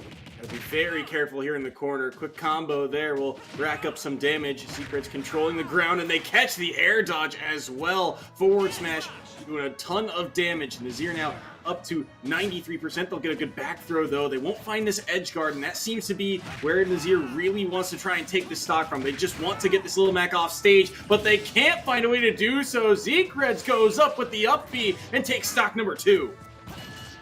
And now Nazir has got to be very careful. That's KO punch online, and even with shield, Zeke might just let it rip, but that counter is going to get him out of the combo. Now Zeke Reds has a moment to try to reset, but they're right back into the fray. Haymaker to Nazir, 72% already, and is this edge guard going to yield fruit? That grab goes wide, but Nazir has stage control now and gets the spike. Huge there. Zeekreds wanted to try and end things early with the down tilt side B, but Nazir quickly punished with the down air. Well done to get things back to even in terms of stock count, but I still am fearful here for Nazir. This is kill percent really for Little Mac. They get one good strong hit, maybe leading to something here along the ledge. 116, low recovery here. Zeekreds can't really do anything about that one, but we've seen Zeekreds take stocks at this percent before. He wanted the up smash underneath, but that forward air was everything. Oh, this dash dancing in center stage, going in with shield, preemptive. Nazir almost knowing they're gonna get caught in the landing, but you gotta do something else now. Jump, throws Zeekreds off the side. This is getting tense, this is getting scary, Soy. Playing around this top platform, Nazir does not want to commit. They want to slow things down. This is what they're known for. Ooh, air dodge in, gets caught by the side beam. This is where things could be troublesome for Nazir. They get grabbed here at center stage. No kill throw quite yet. 154 now. Low recovery once again. Again, nothing really Lil Mac can do about that one. Shield Art back online. Heaviest character now, but switches off of it here for some movement. 63% here on Zeekreds, so maybe an opportunity if Nazir can find something. Some stray hit, maybe some stray combo, but he gets grabbed once more. Another back throw. Nearly able to kill this time around. KO punch also now online, something you have to worry about. But he pulls the trigger there once the invincibility on the ledge runs out. Not enough. Up B out of shield will knock this Little Mac away. Smash Art now online, and low recovery gets caught by the forward air, and Nazir clutches up in the opening battle of this series.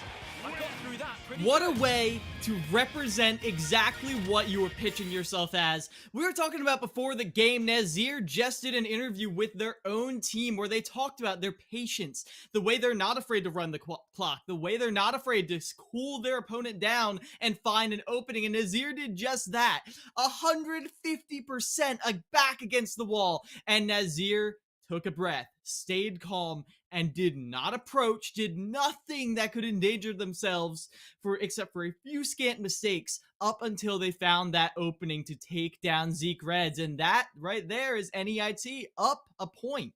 And that's huge for NEIT because Fisher in this bracket is the only team that's gone undefeated thus far. They're the #1 seed coming through the playoff bracket. So NEIT, they are certainly up against as the #7 seed. But still some hope here. They get the lead here early, which is not something Fisher is used to doing. They are normally the ones who hold these leads and then use that early lead to command the rest of the series. And like you said, that patience paying off, really commending Nazir's ability to flip between the I'm already forgetting the name, the arts of Shulk, right? In particular, being able to switch from shield art and smash art, kind of using picking good times to switch between them, knowing when he has to land and immediately switching to shield art so that all that knockback kind of gets mitigated. Switching to smash art the moment that he sees that opportunity. He held smash art for so long, really didn't use it, I think, on any other stock except for that last one.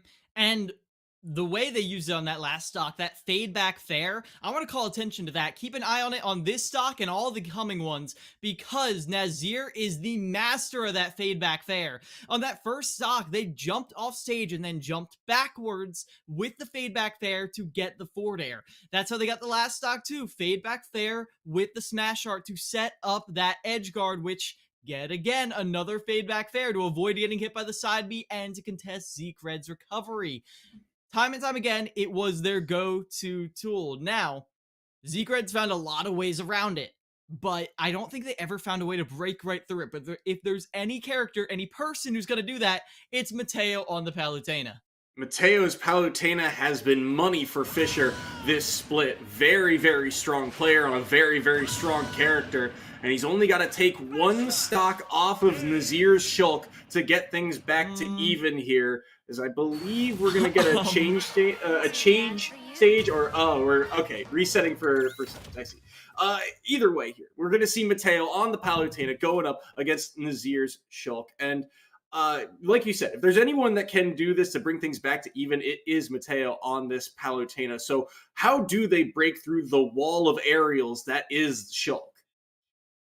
Well, one key tool, it's overset, it's overplayed, but I don't care. It's overset for a reason. Invincible back air, invincible dash attack. Palutena has ways to just ignore other people's pressure. Now, obviously, if you are right in Nazir's face, you are still probably going to get hit at some point. But for the most part, if you're timing these aerials properly, that one tool that Nazir had above all else is not going to have nearly as much efficacy.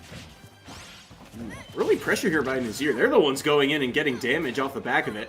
Up B's at a shield, also going to tack on some percentage, but Mateo is in control of center stage here. Nazir looking for an opening. Holding shield, trying to nair out of it. Back air will actually trade with forward air. They actually get clipped by that last hit of explosive flare, and that's going to lead to some damage. Shield art immediately used. Now the switch to speed. That was very clean. Smash art here. He's looking to try and take the stock very early. Mateo's only at 69% here. They will be able to weave around for a moment. Up he had a shield again to punish. That's another way Nazir is tacking on percentage, and it's doing a lot of work here, but Mateo able to scrap back. Yeah, Mateo's getting an eye for how Nazir times their attacks. Lands with an aerial, immediate forward tilt. Mateo's been shielding them as of late. Can Nazir get a stock before that takes them down? Up B out of shield will do it. Nazir taking 4 stocks from Fisher East. Reminiscent to Melee Marth, right? Up B out of shield, so clean, and has that knockback to it, especially on that second hit, and killed off the top there, which is a little surprising too, but Mateo either way will die, but he will be able to clean up that final stock with the roll read from ledge. Forward smash will do the trick, and down goes the first member of NEIT. And Nazir did not go down without making a statement about how their playstyle is not going to define this series, but all the coming crew battles. And it really was just a bunch of little mistakes that made it so Nazir wasn't dominating those matches. Because yeah, Nazir was playing very patient, very careful, but sometimes when you're focused on just staying away, playing keep away, your brain turns off for a second and you do things like land with an air dodge right in front of Little Mac or air dodge out of a combo. Simple things, little mistakes, but players like Fisher's players will take advantage of that, and Mateo just did just that at the end. Mateo able to clean up that stock, but dropped one in the process. So still a lead here for NEIT. And NEIT, they've had an interesting run through the playoffs thus far. We should mention this is their first time in the ECAC. To make grand finals is a huge statement for them. So they're riding the momentum that they've built up through playoffs, and it has not been an easy bracket run for them. Tiffin University, Wichita State, Catholic Smash White team, and then that semifinal against Five Towns College was not an easy bout for them, a 3-1 series, so a little bit more extended, and Five Towns no slouches themselves, so a bit of momentum for New England Institute of Technology coming into this grand final. Yeah, no, they fought their way here 100%, and they played in a lot of other leagues too. This is a team who has experience, who is looking to make a name for themselves, and to the finals against Fisher is already a name made. But to beat Fisher, to hold on to this lead through 3 crew battles, get a 3-0, take down Fisher, that would be a major statement. That would be something that signals to your team, okay, maybe it's time to move up to the higher divisions. Maybe it's time to see what other teams we can face off against. Fisher East is that first gatekeeper, though. If you're not going to beat them, you're not going to beat everyone else. You got to find a way to start off here. They do have the lead. Looks like Burr will be stepping in as the second member of NEIT. Burr looking like they're going to rock the Little Mac this time around. So a second Little Mac into the ring, this time on the other side. Little Mac Palutena is an odd matchup, though. This one feels very, very different than the Shulk Little Mac we saw before. 100%. Little Mac loves to punish people who think they're landing with safe aerials, and then all of a sudden Burr is bursting out of there with a side B, with a forward smash, with some sort of super armor. They're contesting these safe approaching options and making people change their game plan on the fly. And we go to small battlefield. Again, a 1-stock lead here for NEIT. Burr able to get some damage online. A mistech is going to lead to that jab side B, so good amount of damage already racked up. Palutena, middleweight to lighter side of the cast in terms of weight class and such, so they will be at kill percentage here. Down smash, whoa, sending the opposite direction there.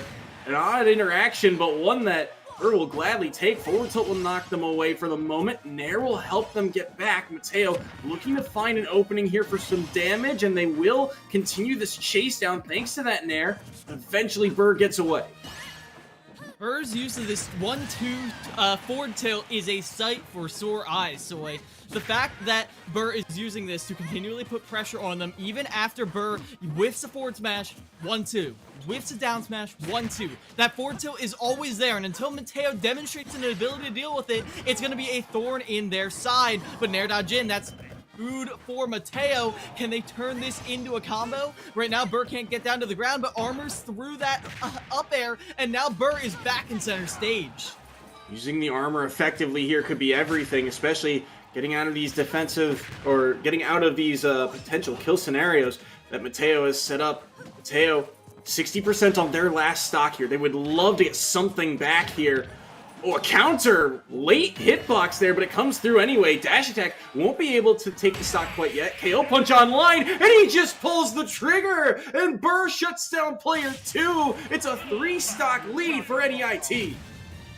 Fantastic stuff from Burr right there. A lot of little traps, a lot of little tricks, but crucially, a very different set of bag of tricks from what Zeke Reds was bringing to the table, who Mateo was probably familiar with. Probably going in there thinking, well, I know this matchup, I know it very well. But a lot of things that, I mean, they're objectively, let's be real, they're traps. If you know how to deal with them, they're not as good. But going for the counter and then immediate side B, or going for this forward smash right on the landing, or going for the neutral B through the juggle to keep those Palutena up airs from catching you in a juggle situation.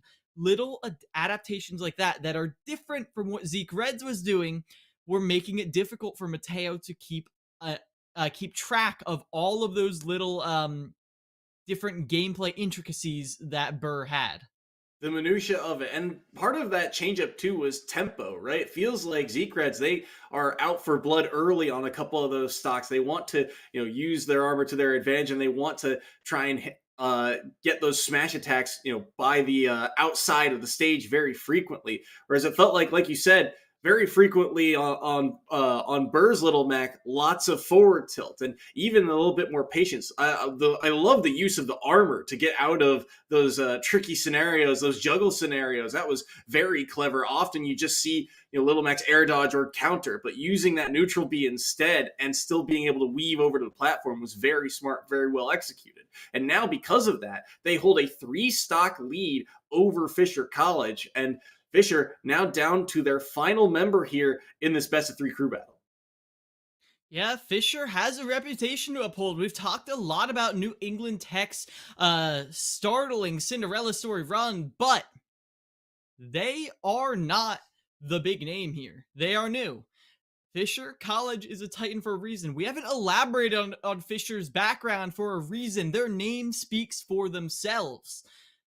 They've got a reputation to uphold, and they've got to do it right here and now. This isn't the first time New England Tech has faced off against a Fisher team. Earlier, New England Tech did lose to Fisher College Northeast, not East, but that was a 1-2. New England Tech did take a crew battle off of Fisher College Northeast. So they have what it takes to stand up to this caliber of players. It's just putting it into action here against their big brother in the grand finals. And this Fisher squad, this number 1 seed, actually did take down the Fisher Northeast squad that NEIT played against earlier this year. But the last member of Fisher College in this opening crew battle is going to be Ray on the Mewtwo, a character we don't frequently see. And it feels like that glass cannon aspect is about to fully unfold here. Mewtwo, one of the lightest characters in the game, could dive very early to the kill power of Little Mac. On the flip side, the combo game Mewtwo brings to the table might mean Burr's in for a bit of trouble. Yeah, this could be tough to deal with, especially as Burr now has to contend with a much more lingering projectile, and that Shadow Ball can open up for a lot more than something like Explosive Flame. Dominates the ground game, forces Burr into the air, but landing with that counter, that's a way to approach. And now with KO Punch online at the edge guard, you gotta be very careful. Up smash instead, doesn't want to blow the KO Punch yet, and the up B2, Burr hangs on to that comeback factor. Huge there, but he does get grabbed. Oh, confusion there. That was smart, and he gets the up smash. Thought he missed it for a second, but that hitbox just long enough to catch him and take that stock off the board. Burr with the chase down there, reads the teleport in, and all of a sudden this is 52% onto Ray's Mewtwo. Dash attack won't be able to follow through. Burr opts to back away, uses the platform for a moment, but now gets comboed by the Nair. Grab followed up, now an up air from Ray, helping even out this percentage. Trying to catch the landing, but the air dodge away at the last second gets Burr out of the combo. Goes for the disable right there, but a teleport into center stage is the only opening Burr needs, showing this discipline that New England Tech has been bragging about. Reverse Nair, though, sets up a tech chase. Now 82%. Sure, KO punch is online, but you're not going to get a chance to use it if you can't get back to stage. Ray now stock advantage, looking to hold on to it, because remember, there's still 3 more stocks behind Burr's 1, and Burr's not out of it yet. Gets a forward smash, and Ray just barely holds on to their stock. Teleport's right in front of them, though. Dangerous, but he got a grab off the back of it. A neutral air to knock them away. Tried to get a forward smash read, won't be able to do so. Forward tilt nearly killed from just barely on the outside of that platform. 108 now onto this Mewtwo. Dash attack landed. KO punch online. Baits out the counter with the neutral air instead. Side B nearly killing from center stage this time around. Ray once again playing patient here along the ledge. Tried to down B back to stage, and Burr was having none of it. Shuts down stock number 2, but this will be the end of the second Little Mac, and down goes Burr. Fisher East hold 1 stock in the opening series. Ray could feel the adrenaline that Burr was exuding there right at the end. Knew that Burr, even with the invincibility online, was still going to run up, still try to put on pressure tacitly. And so they threw out the disable, threw out that stun, and Burr ran right into it in that rush to get a punish, and that was all she wrote for Burr. Now 1 stock remains right here. Ray, 1 stock on Fisher East, 3 on the side of New England Tech. We've seen this kind of thing before, but is it going to be New England Tech going up a point here, or is it going to be Ray clutching out here against the final member board? Smash is one of those games where all you need is 1 stock to make things happen, and we've seen Fisher pull off comebacks like these before, but Ray is certainly going to have his hands full with board on the cloud here. Again, so much stray kill power in those aerials, like the back air, doing so much work for this character. Board on the cloud up against Ray's Mewtwo. I'm not sure about this one. Board has seemed like they have been pretty good throughout the playoff series, typically being one of these anchors for NEIT, and Ray is going to have their hands full, but these are 2 characters that feel like you can kill them early for very different reasons.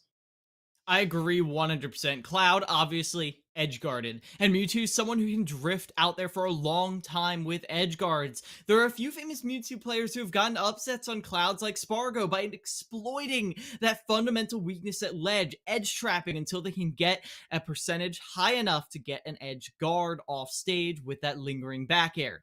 Now, Ray is a glass cannon. They're gonna get knocked out of the arena with 1 strong hit or 2. But they are a glass cannon. Don't ignore that cannon part. They are going to pack one heck of a wallop, and board, if they're not on point, then Ray could easily snowball this. If there's ever going to be a comeback character, it is one of these people who dies in 2 hits because they have nothing to lose on this last stock. It is interesting to me. One of the things that has come to my attention through Ray's first kind of action on this stage is the use of that down B, right? Took so many stocks off of Burr in that previous set, but it's just a move that you don't see frequently used. And yet he's making great use of it thus far. They only really called out for it once, only dropping 1 stock to Burr when it was along the ledge, using it to try and get back to stage. But I'm wondering if he even gets the chance to use it here when fighting up against a sword. That distance that sword covers is really difficult for Mewtwo to deal with. We'll see if he's able to work around it here. 1 stock separates New England Tech from a lead in the series here against Fisher East. We'll see if Ray can bring it all back on this 1 final stock. Board, a lot of pressure right here. You can't let the nerves get to you, as immediate cross slash to open things up. Board is not looking, well, Another cross slash. Okay. They have their game plan down to a T. 72% already on Ray. We talk about a glass cannon. There's a lot of cracks I'm seeing already, Soy. 72% is so much for a light character like this. He doesn't get the grab either. Tried to go for it again, but the roll away means Board gets out. Now reads the roll in with the back air. Ray up to 95. The hourglass is ticking right now on this set. Ray gets the side B though. That was everything. That limit cross slash meant so much, but it's all gone away and dusted thanks to the up smash, and Board seals away series number 1 for NEIT. And getting those reversals right there is so hard to do in a game like Smash Ultimate. Getting a reverse 3 stock, because it's very easy to make a minor spacing mistake. It's very easy to drift a little bit too close to your opponent and then boom, up smash out of shield. So many options that punish you for just being a little bit off. We saw one of the right there with the up smash out of shield. It could have been an up B. Could have been anything, because that is the problem with taking 70% right out the gate. Board came out there swinging, and I don't think Ray was ready for Board to just take away the entire stage from them. Cross slash, walk forward, cross slash, no stage control, catches them with a forward air. Board just laid on the pressure through the entire early game, and Ray didn't really have an answer besides to completely reset the situation way too late. And importantly, the moves that he landed, like you said, those 2 cross slashes racked up so much percent. You know, even 44. without limit, that is, like you said, 44. And that forward air, it spikes. That does a ton of knockback as well. If they were drifting away, that's potentially a spike and the game right then and there. So Board, I think you're right. Just immediately smothering Ray was so huge for them to help close out this series. So NEIT, they take the opener here. They're up 1-0 in this best of 5 series. They must take 2 more to close out this grand final. They also took 1 series against Fisher Northeast. Can they right the wrongs of that series and close this one out? We'll have to find out. It's not going to be easy. Fisher College are known for making these types of comebacks, and this is a squad that is determined to stay undefeated. Yeah, this is an opportunity right here, a major one. You were bringing up a victory earlier that I want to bring us back to. The fact that Fisher College East actually took down Fisher College Northeast, who beat NEIT earlier this season. Another close game. Another game where NEIT had a lot of opportunities to learn, and then Fisher College East just took them down. So, are we going to see what the data would imply? That maybe, just maybe, Fisher College East takes a little bit of time to warm up, and then this one game is all NEIT has, or has NEIT studied the VODs, prepared. They seem like preppers, I'll tell you, Soy. And have they done the work that they need to take down Fisher College East? Very exciting to see that chance. In NEIT, they've got a smart coach behind the wheels, also kind of guiding these players' craft. It's a very experienced player in his own right, so he'll be helping these players along the way here. For NEIT, I mean, they take this first series going up against Fisher. Is there any kind of changes you would see to the lineup in terms of the character order here? Maybe do you lead with the Little Mac this time for Fisher College, or do you say, hey, where does the Shulk go? Did we open up with that character again? Is there any kind of change up in the lineup that you see coming forth for this next series? I wouldn't hate to see Mateo first. I feel like Mateo is a very good cover-all pick, but I'll be honest, I feel like a lot of it was little gameplay slips here or there. The fact that Zeke Reds was just unequipped to deal with the Shulk fadeback fairs. Zeke Reds was controlling the neutral a lot of the time, but then we saw them go up to the top platform. All of a sudden, what are they going to do? What are they going to do to contest that? So yeah, seeing Mateo come in first here in the lineup here is no surprise to me whatsoever. A lot more tools to deal with what Nazir is bringing to the table, and I am very excited to see how these players match up now that they're at an even 3 stocks to 3.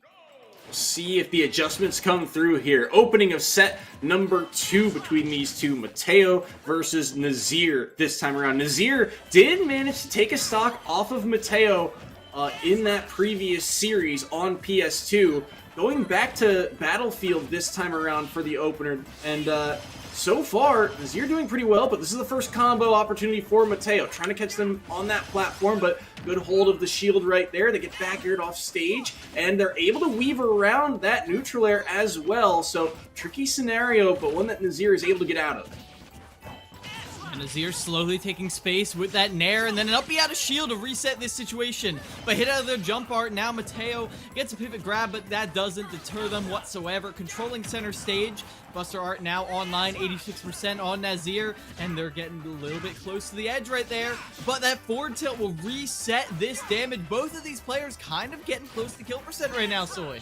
Especially with Smash Art online, neutral air will knock them away. They'll use backslash and will actually clip Mateo. Couldn't get the shield up in time quite yet. But now both players in the red here. Who will make that first mistake? Who will take the early lead? Down tilt, no back air follow-up. Able to grab the ledge once more. Good spacing by Mateo around that forward air. That one could have meant so much for Nazir, but it is a back air, or sorry, a dash attack to knock them up. Shield art now used. Neutral air to knock them off stage once more. Good air dodge as well. Mateo, you can tell they want this stock, but they're unable to get it. And the forward tilt on the neutral get up will seal away Mateo's first stock. Now Nazir, right here on the ledge. Up air off a ledge. A unexpected but welcome option right there. The double hit gets them off of that ledge. Jump art, though, will not save them. Off the top, you go. You want to go high? Go as high as you can. And now that is an even 0 stocks, 0 stocks. Mateo and Nazir trading blow for blow. I do like Nazir's defensive options, using the arts as different ways to get out. Not just, using shield immediately or trying to time an air dodge, but using things like jump to completely reverse their momentum across the stage. Unfortunately there, in that sequence, Mateo able to track them down and take the stock, but it is something to note as this match goes on. Buster Art didn't really work out last time, but it does rack up a ton of damage this time around. Got the jab to knock them off, but they couldn't get the down air spike, and Jump will actually get them around that explosive flare. Switch to Smash Art now. They're out for blood. They want to take this stock, and they do find the up B scoop again. Nazir with these up Bs putting in the work right now, and once again, NEIT have the lead. The tremendous range that up B has with Smash Art Online is one of the key tools that Nazir has been using right here. And then that Nair setting up for so much damage, especially when speed is online. You can just combo auto-cancel fair into fair into fair into fair. But a drag down up air and another one on Shield Art. Just because you're in Shield Art doesn't mean you can't be hit 110% right now on Nazir. Forward air off stage though. Oh, run off forward air. And he's able to weave around the neutral air again. Nazir's spacing is on point right now. He's able to hold shield around that back air too. Mateo knows they really could use this stock. They do not want to give NEIT a massive lead again. That back air still unable to kill. Air dodge, low recovery force, and a trade will do the trick. That time the neutral air will connect. So Mateo trades a little bit of percent and gets the stock off the back of it, but it is still a long road back here for Mateo. Smash Art Online, though, will help them get some damage back. Won't be able to find that dash attack. We'll get this one. Weak hit here. Neutral air won't be able to land. Back throw by Nazir. Buster Art. They're trying to get a little bit more damage online, but it's a double-edged sword. Now the switch to shield. Won't be able to get the neutral air. Instead, gets back thrown. The counter gets used early. Mateo is slowly working their way back into this game. No Shield Art Online, and you know Mateo is going to take full advantage of it. Nair catches them, and Nazir, this advantage they built is evaporating. Mateo is holding on to this last stock, but this is where Nazir can shine. Finding their poise right here at the end, but getting aggressive right there at the end. And Nair catches them as well. Immediate switch to the Buster Up, but the air dodge in is going to seal Nazir's fate. Despite a stock advantage in the middle of that game, Mateo brought it back, and it's Fisher College East who have the initial advantage in the second crew battle. Mateo brings it back and grabs a lead for the Fisher College Falcons, and what an effort it was. Nazir was starting to run away with that game in the middle, a one stock lead, and had built up quite a bit of percentage by the time they dropped that second stock. I believe it was 74-ish, 75-ish when that neutral air trade came through. So Mateo able to bring things back. Even off of Halo, I think he took a little bit more damage. So it was something like 84-0 by the time Mateo found their window back into the game, but stayed with it, stayed patient, and sort of played Nazir's own game plan. They were waiting for windows and found opportunities to get a little bit more damage online, and eventually they catch one air dodge at the end and are able to seal that stock away. And the thing I gotta wonder a little bit is Nazir didn't really have the chance to back away, to really reset the situation. They found their strength against Little Mac because they knew the exact safe space where Little Mac can't touch. Where is that on the stage for Palutena? There's nowhere on the stage that I'm like, oh, you're not going to see Palutena there because she's not good there. She has tools for every situation. And because of that, they're with no real safe space. Nazir is forced to think on the fly a little bit more, make these snap decisions, didn't have time to be patient.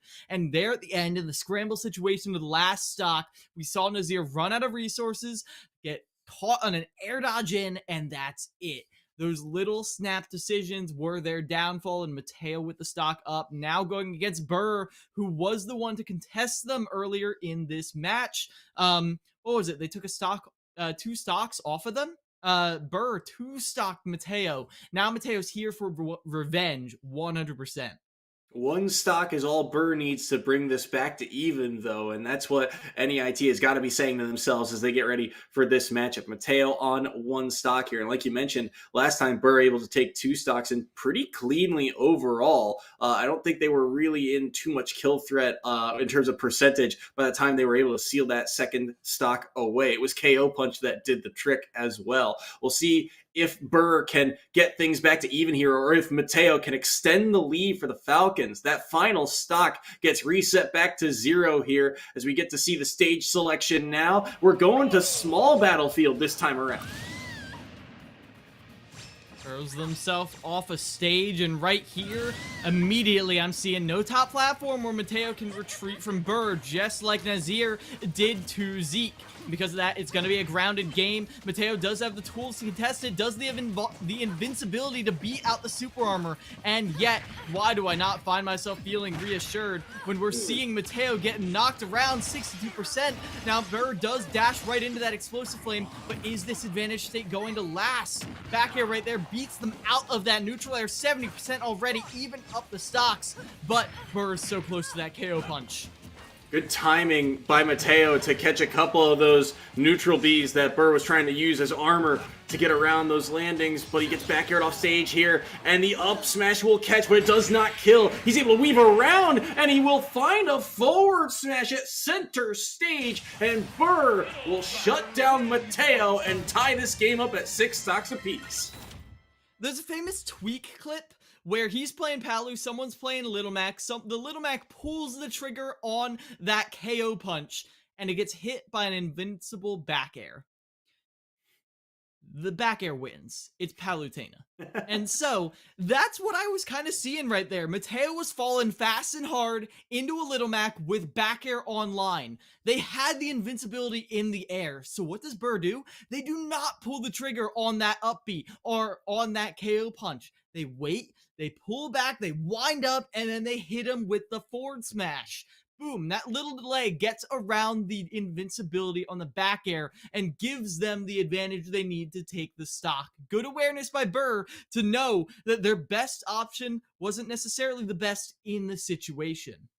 Really well done by Burr, and able to get out of those tricky defensive scenarios. Mateo was really racking on the damage early and still able to clutch things out in the end. Little Mac off stage, always scary for Little Mac, but they're able to survive that up smash some way, somehow. It was really well spaced by Mateo to get that just barely off the ledge and make sure that side B recovery would get caught in some way, somehow. He's able to survive and find that forward smash. So now, because of Burr's efforts, we're back to a tied game here, but it is Fisher who get the chance to counterpick, and it looks like, based on our screens, they're opting for the ditto. Zeke Reds is stepping into the ring. 3 stocks to 3 stocks. Little Mac be Little Mac. We talked about how the difference between Zeke Reds and Burr's playstyle might have been the bane of Mateo, who thought he might have been ready for Burr. So now we get to see those differences on full display. We talked about Burr's use of forward tilt, constant pressure, throw out a smash attack, immediate forward tilt, immediate second option. Meanwhile, Zeke Reds, Very strong grounded game, very strong advantage state, and specifically I'm looking at that edge guarding, their ability to remain poised at ledge and finish stocks at 60%. We'll see if that comes into play here against a fellow Little Mac. And the Ditto pick here as well just tells me that Fisher, they are playing with confidence right now. They're saying, hey, you may have taken a set off of us, but we believe in our players. We believe in our skill to be able to win these one-on-ones on even strength, on even footing. And we'll have to see. I'm curious what stage we go to. I wish it was boxing ring for the Little Mac stage, but I don't think we'll quite get that one. So we'll have to see where we end up at. But I am interested to see that clashing of styles, and we're about to see it take play here. Who goes down their final member here in series number 2? Who will hold on to their stocks? It's time to find out. Small battlefield, the stage selection, and we are underway. Burr, I believe, in the pink hood, or no, Burr in the white uniform. No, it is Burr in the pink hood, excuse me. And it's going to be Zeke Reds in the white uniform. Ooh. And these combos just feel meaty. And they know all the tricks. Zeke Reds is like, I know you're going to go for the counter there. What else would Little Mac do? Little Mac has 3 options off stage, and you picked the wrong one, my friend. As Zeke Reds is on the other end of their own medicine. Gets an aerial off a ledge, has KO punch online. Tries to use it out of shield, but no such luck. 113%. Burr is evening things up. Able to take a stock right back there. They do eat up a little bit of damage due to that up B, but it's not going to mean all that much in a matchup like this. They're able to armor through. Counter used here. It's Zeke Reds off stage, but now he gets side beat instead. KO punch, and Burr can't find the hit on it. 77% now. Low recovery again, and there's no room for error. Zeke Reds will capitalize with the down smash once again. Like lightning, this game is progressing. 71%, and it looks like we might see another stock gone in an instant, but Zeke Reds does have KO punch online. Another recovery option, use the side B, get back to ledge. Goes for the side B aggressively though. Zeke Reds off stage.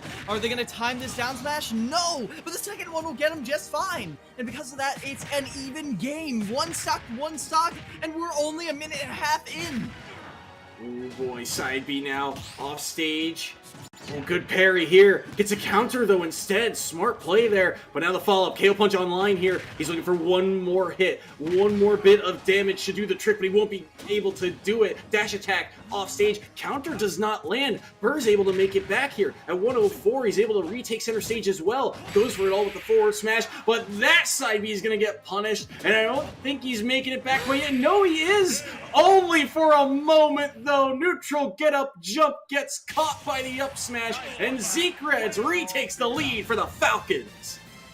I called out Zeke Reds edge guarding, and where did we see the kills? At the edge, and third stock at the ledge. 100% Zeke Reds dominated any single time we saw Burr go off stage, and that is crucial because that is a chance where you have Little Mac's options limited. There's no burst tools, no anything. Burr can know all the tricks in the book, and at the end of the day, your only tools are side B, jump with down air, counter, and up B.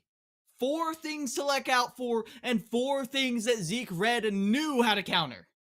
Knew how to counter them and got the timing on every single one of them. The down smash taking the first 2, and even though, yes, you might take a little bit of damage from that up B, in the long run, in a matchup like that, it's not going to mean all that much, especially with your armor coming through and getting the job done, and that up smash to clean things up there. Like you said, just limited options, and the up smash covers just about everything. Well done by Zeke Reds to close that one out. They win the Little Mac Ditto, but only by 1 stock. And we've said this time and time again about teams going up against Fisher College. Sometimes the game plan is to just keep it close. Just keep it within arm's reach. And that's what's here on the table for Board on the cloud once more. All he needs to do is find a way to take this stock and get this game back to a tied event. And Zeke Reds, well, they see a cloud, and I think we're back to that storyline of, well, I get this cloud off stage, there's a chance I get this kill and extend the lead for Fisher. And there's a very real chance they find that. Now, Board is someone who we could see just take away that advantage. We saw them keep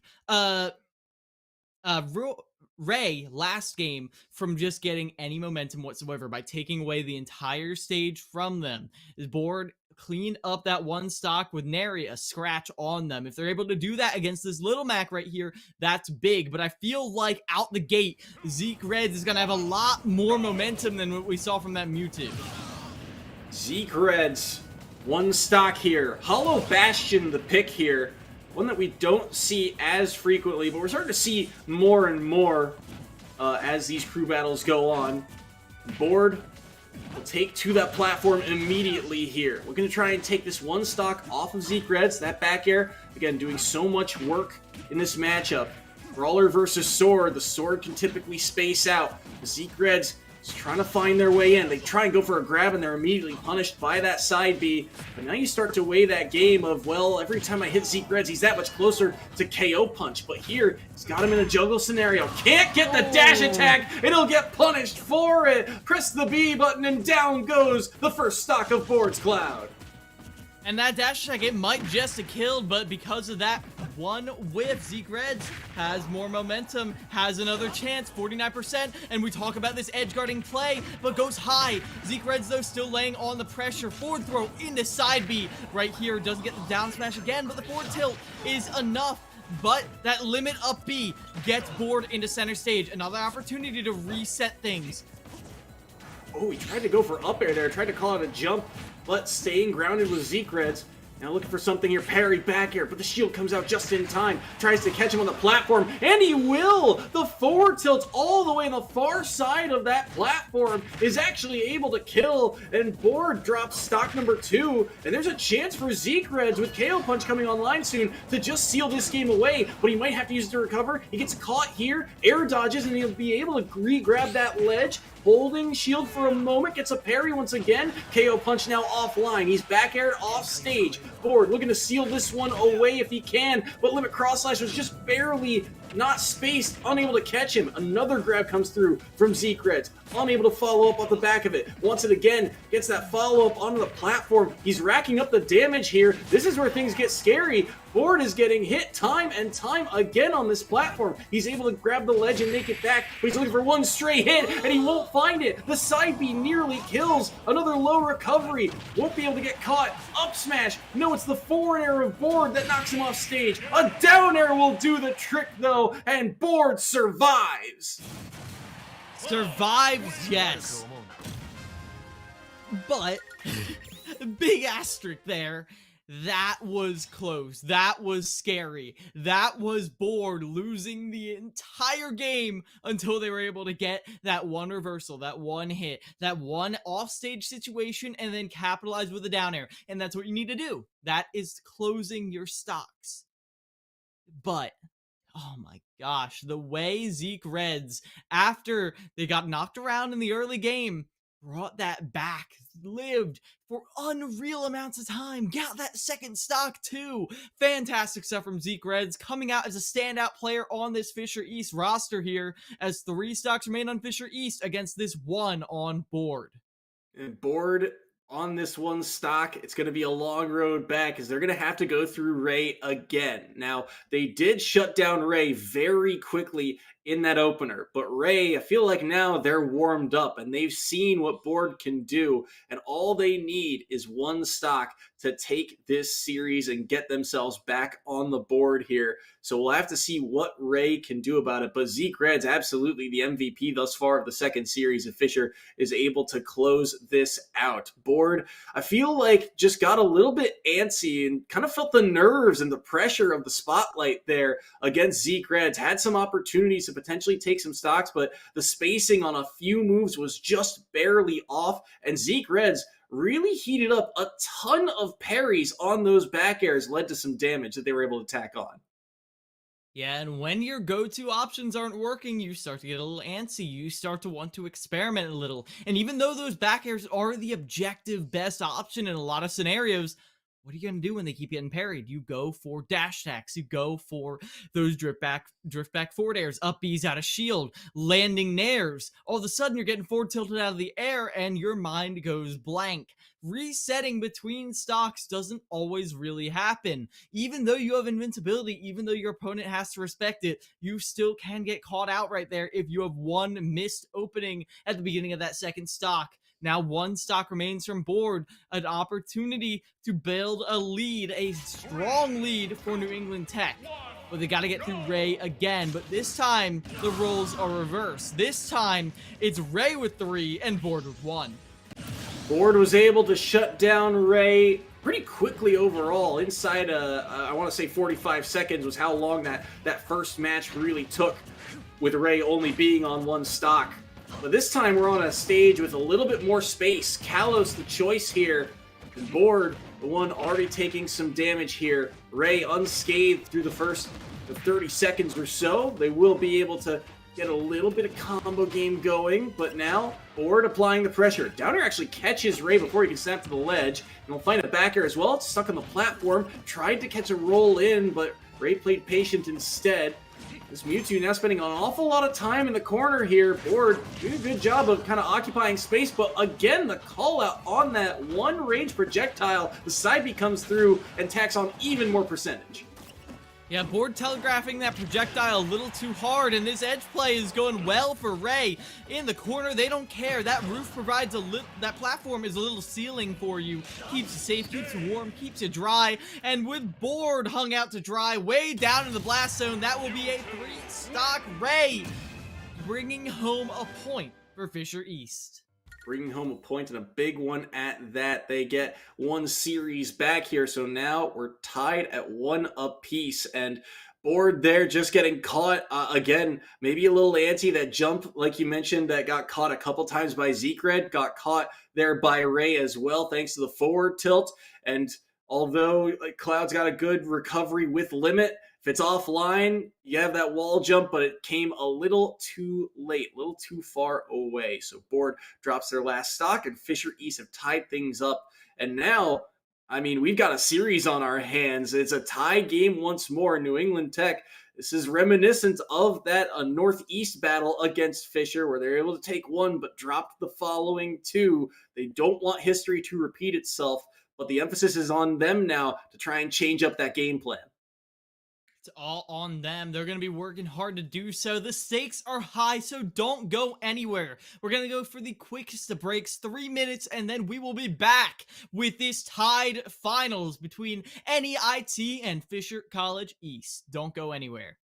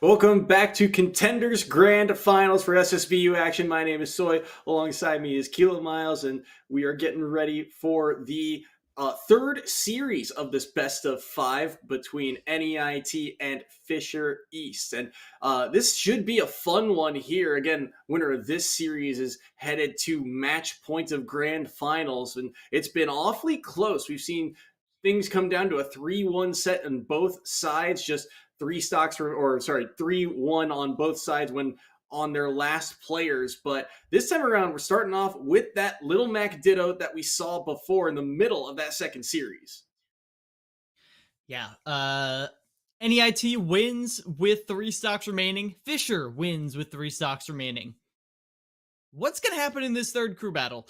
Different openers each time, by the way. Back to, again, this Little Mac Ditto. And this Ditto was defined by the edge guarding from Zeke Reds. The way Zeke Reds knew their character's options, knew the timings to obliterate every single up B attempt, every single aggressive side B that Burr had to offer. So, if Zeke Reds can do that again, Burr might be in for a world of hurt. But Burr was able to get to the last stock as well. A chance for revenge, a chance to avenge themselves. This is going to be a tell-all. And on Final Destination, no less. No less, I guess. There can be less. No contest. We'll reset. We'll get things underway momentarily. But it is interesting to see that they're going for the Little Mac Ditto off the start here. Like you mentioned, different starters every time. But these Little Macs, I think, have kind of been the story of these series. Burr in the opening series, commanding games over Mateo in particular, shutting down that Palutena in the middle of that run really gave NEIT the lead that they needed to help secure that opening series. Then Burr gets shut down by Zeke Reds in that second one, and Zeke Reds goes on to take 2 stocks off of board, the anchor, the cloud for NEIT. So these characters, while they are glass cannons, they are also kind of the name of the game right now and have started to really be the key playmakers for these teams. Yeah, and so if a early lead develops here, this could snowball into the rest of the game. We've seen these players taking a ton of stocks, so you gotta get them down to 1 stock. You gotta, at the very least, get your fellow Mac down to 1 stock remaining, because if, I'm predicting it now, if we see an immediate lead from one of these teams, that could be that team winning this crew battle. Whoever's grabbed a lead at the start has gone on to win that series. Is Burr right now in a bit of a struggle. They lose their KO punch and they're off stage once more. But this time around, they don't go for the down smash. They will drop their stock either way. Zeke Reds barely scathed, only 18%. Jabs will land. They won't be able to catch the landing, though. Zeke Reds ends up jabbing the wrong direction, and this could mean Burr getting a stock back here. Low recovery force. Counter was good. Doesn't take any damage, but won't be able to get that hitbox down low, and they'll catch the side B in. The forward smash will connect, and it's back to a tied game, but a shield break comes through. Oh, he knocked him off the stage. Oh, wow.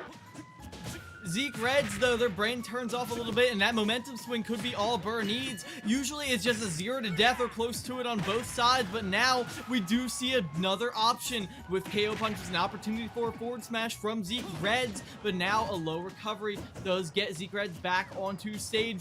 Burr an opportunity to swing the momentum in their favor. Can they do it right here? 80% on both these Macs. These smash attacks mean everything. Oh, but that air dodge is going to get caught, and that is a massive one for Zeke Reds. KO punch stays online only for a moment. Another damaging forward smash hits. Down smash will connect, and only 1.1 separates these two. Final stock on Final Destination, the opener of this third crew battle. Jab for jab, punch for punch, literally. And now the flight over center stage is on. Zeke Reds will control it for the moment. They'll play a forward tilt as well. It's Burr off stage.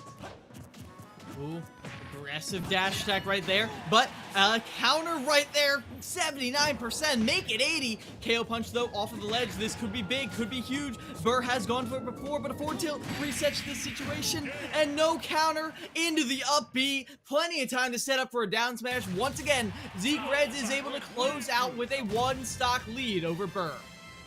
Zeke Reds grabs the lead for Fisher once again, winning the Little Mac Ditto. He's now 2-0 on even footing in that match, and that's massive for the side of Fisher College. They grabbed the lead here, and honestly, I think Burr, the pacing towards the end there, just that last second counter, I think actually ends up killing him because it gives Zeke Reds the time to get over to that side of the stage and get that down smash off. If he's able to up B to ledge immediately, maybe he snaps to the ledge and doesn't get hit by the down smash. There's not enough time for Little Mac to run over and get that attack off. So Zeke Reds recognizes the window, finds the opportunity, finds a down smash, and takes that opener. And now we're seeing Nazir step into the ring. This was the match that we saw open the series to start off our night. This Shulk has been very good at taking stocks, particularly through the use of that up B. Can they find a way to do so here against Zeke Reds? Now, Nazir, this is a tricky tightrope to walk, because they are the one person who has been able to completely shut down Little Mac's game plan, specifically Zeke Red's game plan, by playing high, playing around that top platform, playing around those fadeback fairs. But they still went down to one stock when they played Zeke Reds. Even though they were shutting them down, they were still making little mistakes that Zeke Reds was capitalizing on. And those little mistakes, as we have demonstrated, can snowball. We saw that in the match against Mateo. If Zeke Reds is able to find those little flaws, exploit them, pry them open, then we could be seeing another big lead for Fisher East. Again, tale of this match. Whoever wins this first match has gone on to win the series. Will that hold true here? Nazir has the most say in it right now. We'll have to see if he can battle back here. All he needs to do is take one stock to get things back to a tied game. But Zeke Reds has been playing red hot. Not only did they take down Burr in that previous series and in this one, but they also went on to take those 2 stocks off of board, taking 5 in a crew battle of 9 stocks total. Taking over half the stocks is a really good sign, especially on a character that, like we've mentioned, has been a double-edged sword for a lot of teams. Can eviscerate stocks, but can also drop them very early. What will be the story here in set number 3? We're about to find out. Nazir starting off with all 3. We'll have to see Zeke Reds drop the first 2, and then we'll get underway on Pokemon Stadium 2. No top platform to retreat to here, but plenty of space for those fadeback fairs. I'm expecting to see a little bit of aggression out of Nazir right out the gate, even though that goes against their self-described playstyle, because of the fact that sometimes aggression is the best defense. Sometimes by taking away space, you take away the one threat that Zeke Reds has for you. Up out of shield resets this situation. We'll see Zeke Reds. Tell by the movement he's playing with confidence right now. Continuing to chase down Nazir. Be able to get too much off the back of it though. 40% right now onto Zeke Reds. Won't be able to get that side B as well. So Nazir, good DI to get out of that combo. He will catch an aerial, but again, that neutral B armor coming through. That's something we saw out of New England Tech's Little Mac, but not this time around. Unable to get back to stage. That's going to be the runoff forward air with Smash Art sealing the deal. And Nazir quickly ties things back up for NEIT. And with that even game, we saw Nazir use that trick we called out, that fadeback fair. Catches that roll. I know I'm the analyst. I know I'm supposed to know this, but is there any option Little Mac has that is not covered by a fadeback fair at ledge? I mean, that was a roll, and they got caught, and it looked like Little Mac was behind Nazir. It didn't matter. Fadeback fair, caught him. And then jump was caught by fadeback fair. Up B to ledge was caught by fadeback fair. Side B to ledge was caught by fadeback fair. Maybe a drift in counter, but that's a mix-up. You don't want to be going for a mix-up every single time. Wow. Nazir has really shown that you don't have to be using every single tool in the toolkit. And even though Nazir is getting all these fun little combos, at the end of the day, if it ain't broke, don't you dare try to fix it. Nazir able to shut down Zeke Reds, and like you said, that forward air doing so much work. The coverage on that move is just absurd, it feels like at times. But Nazir spacing it perfectly and able to get the job done. So he ties things back up, and we're seeing on our screens, just like you viewers at home, that Mateo is able to, or is going to be locked in as the second member here for Fisher College. So once again, the Shulk versus the Palutena, and this match is starting to pace out similarly to set number 2, which Fisher was able to take here. We saw Mateo fall early in this game, was down a full stock, and was down about 70 to 80% on final stocks when it came down to these two on Battlefield last time, but he was able to clutch it out. What does Nazir need to change from that first set to be able to give NEIT the lead here? Now, Mateo found some innovations at the end. You are 100% right. But Nazir, I don't think the answer is to go back to that tried and true game plan, because Mateo found the way through. Nazir has to switch things up. Vary between the aggression and the passive play. Find ways to make Mateo sweat, and crucially, in those scramble situations at the end, you can't burn your resources too early, because otherwise Mateo is just going to see blood in the water. We start off on PS2 this time around for these two. And last time they played on Battlefield, so no top platform available for Nazir to retreat to. And that's something that you called out, and I think it's also key here. Does Nazir have the time to kind of reset scenarios like he did on Battlefield? He didn't last time he played against Mateo. This time around, he has not gotten much space to breathe here. Again, back air after back air landing from Mateo, keeping Nazir in the corner. Jump art has to be used as shield art is gone. Now the switch to speed, but he cannot find any combo starter. Now he gets 2 mistechs, which leads Mateo up to 21%, but it's a low recovery once again. Good patience by Nazir on that recovery to not get scooped. It's the back air as well. Buster art now online, and why not? With all this damage, you're going to be at kill percent either way. If you get a little bit of ground back, that is helpful. Shield art now used. Neutral air again. Up air will do the trick this time around. He switched off shield art at the last second, and that will cost him his stock. Maybe hoping, I think it just ran out. But with Shield Art online, now Smash Art opportunity to finish this stock. Goes for a hard read, though. You can't be doing that. You know Mateo's not going to fall into that little trap. Fall off stage fair, though. Mateo does have the tools to get back, in theory, unless you go for an explosive flame without a jump. And that means Mateo is back on 2 stock to 2. Opportunity right here. Back air, though, catches them, landing with dash attack. Nazir is finding the damage stacked up upon him. Be careful here around this ledge. Able to use jump again to evade that explosive flare. Down air onto the Buster art as well is Nazir. Gets down throw, but does not get the follow-up. Grab comes in here. A lot of damage. Back throw will tack it on. 46% onto Mateo. And actually explosive flare connecting, but the forward air still able to swipe Mateo away. 125 on the Nazir on the speed art. Tries to go in, but rapid jab will stuff him out. 58% on Mateo and holding this ledge. Nazir able to forward air back onto the stage, but his stock right now is working on a very fast hourglass. 151, he's able to air dodge around, but he can't evade the neutral air. Mateo cleans up stock number 2. Yeah, and we saw Mateo go for that falling nair off stage many times in the first matchup. It didn't pan out any time but once, but this time, first time's the try. Nazir now has to be so wary of that option, so wary of low recoveries, as Mateo goes to up B back to stage, barely avoids that forward air.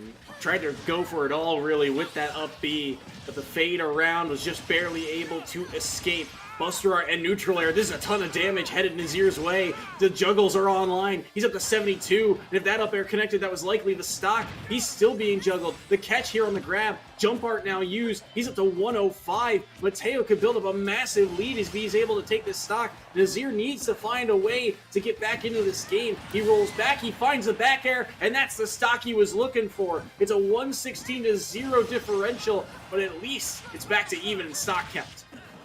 Stock. Ooh, jumper early, but intelligent backslash to get back to ledge. And now we see Mateo on ledge. Buster art is putting the pressure on, 50% already. This is where we see advantage evaporate. Ooh. Oh, falls out of the forward smash, and that back air catches them. Mateo has to be shaking right there. If I've ever seen a scramble situation, that is one. Nazir is cursing their Monado art for knocking Mateo out of that. Forward smash didn't connect, Soy. I've seen plenty of comebacks made by Shulks before, and that is how they start. They get the ledge traps, they get a bunch of damage, and if that forward smash strong hitbox connects with smash art from center stage, all that rage, Palutena is not that heavy. That could have killed, potentially, if Mateo was not ready for it, but some way, somehow, he sneaks out of it, and he is able to trade and get that stock off the board. So, Mateo once again shuts down Nazir, gets another player off the board of NEIT, but it's by the skin of his teeth. He holds a one-stock lead, and we know who's coming out next for NEIT. Yeah, it's got to be Board coming out here, who has had a pretty decent track record, but Mateo is a different beast. Mateo has shown the ability to exploit people at the ledge, to exploit people in the corner, and crucially, not give up ground. Board is going to march forward, and they're going to be met by a very immovable object in the form of Mateo. So, they've got to leverage Cloud's movement. Cloud's a very slippery little eel. You can very easily evade people's attacks with those little dash backs, the jumps around. Can Board leverage that? Or will Mateo slowly but surely claw their way through this and take a stock? We'll see if they're able to do so here. Board on the Cloud, all three stocks. They've got to find a way to tie things up at one player apiece here. They got to find a way to take Mateo's final stock on small battlefield. Board, we'll see what they can do. Mateo opting to just back away, play a bit more patient here. Back air will land. Nothing too big off the start, but this could be something. Quick 47 racked up thanks to that neutral air. Doing so much work. And Mateo covering platforms so well and getting so much damage just overall throughout this series, really. And these shields right when Board is landing with the aerials. Perfect right there. Now, you got to watch out for this projectile, but we're not going to see it. Instead, the limit cross slash opportunity right here to finish the stock. Board was down, but that limit brought them back into it. Even percents right here. Mateo's lead is evaporated. Can they find a way to close the stock? Both of them taking a second to breathe. Lots of rage on both sides here as well. Could mean one strong stray hit could do the trick. Holding shield best he can, but gets back aired. Still has his jump. Won't opt to use it, though. Just simply fades back and grabs the ledge. Mateo got aggressive and now opts to back away. 141 onto Board. Limit online as well. Mateo has a counter in this kit, a reflector if he lands it. We've seen him get called out before. Dash attack from center stage won't do the trick, but he goes down low and he uses limit cross slash, and Mateo is eviscerated, and we're back to a tie game. That right there is confidence in its purest form. All the way off stage with a limit cross slash. Might have just been dead after that. Mateo didn't expect it whatsoever, neither did we, and that's why it was such a good play. When your opponent thinks they're safe, if you have a way to get to them, however unorthodox, I firmly believe that that is the play, because their brain turns off a little bit. They're thinking, what am I going to do on stage? What am I going to do to get the advantage? They're not thinking, what am I going to do if my opponent leaps precariously off the stage to finish me off? You don't think about Cloud as a character that can necessarily challenge low recoveries like that either. It was the perfect window for Board to take advantage of, and they do. They're able to stop Mateo's reign, and now all of a sudden Fisher East are on to their last member, and it will be even footing. But they do get the chance to counterpick here, which has played to Fisher's favor before, but it is going to be Ray locked in on the Mewtwo, and for the first time in this series, Ray versus Board will be on even footing. Yeah, this is a first, Soy, and I'm excited to see how it goes, because Ray didn't have the best showing against Board in the first battle, but can you blame them? It was their first time in. Now we're going to see a very different story, I feel. A story where, yes, there is edge guarding involved, but, well, Board is not able to just march in and know that Ray is going to be trying to save every single percent that they can. I'm very curious. So very curious indeed. Something that Ray has done particularly well against Board is the use of that side B reflector. Board's blade beams have been called out time and time again, and they've actually cost Board at least a stock in the last few matchups that they've played. So we'll see if that's the case here this time around. We'll see how often Ray opts to use that side B. Small battlefield, the stage here. And the winner of this battle right here pushes their college to point number 2 towards earning a grand finals victory. Huge to go to match point this early.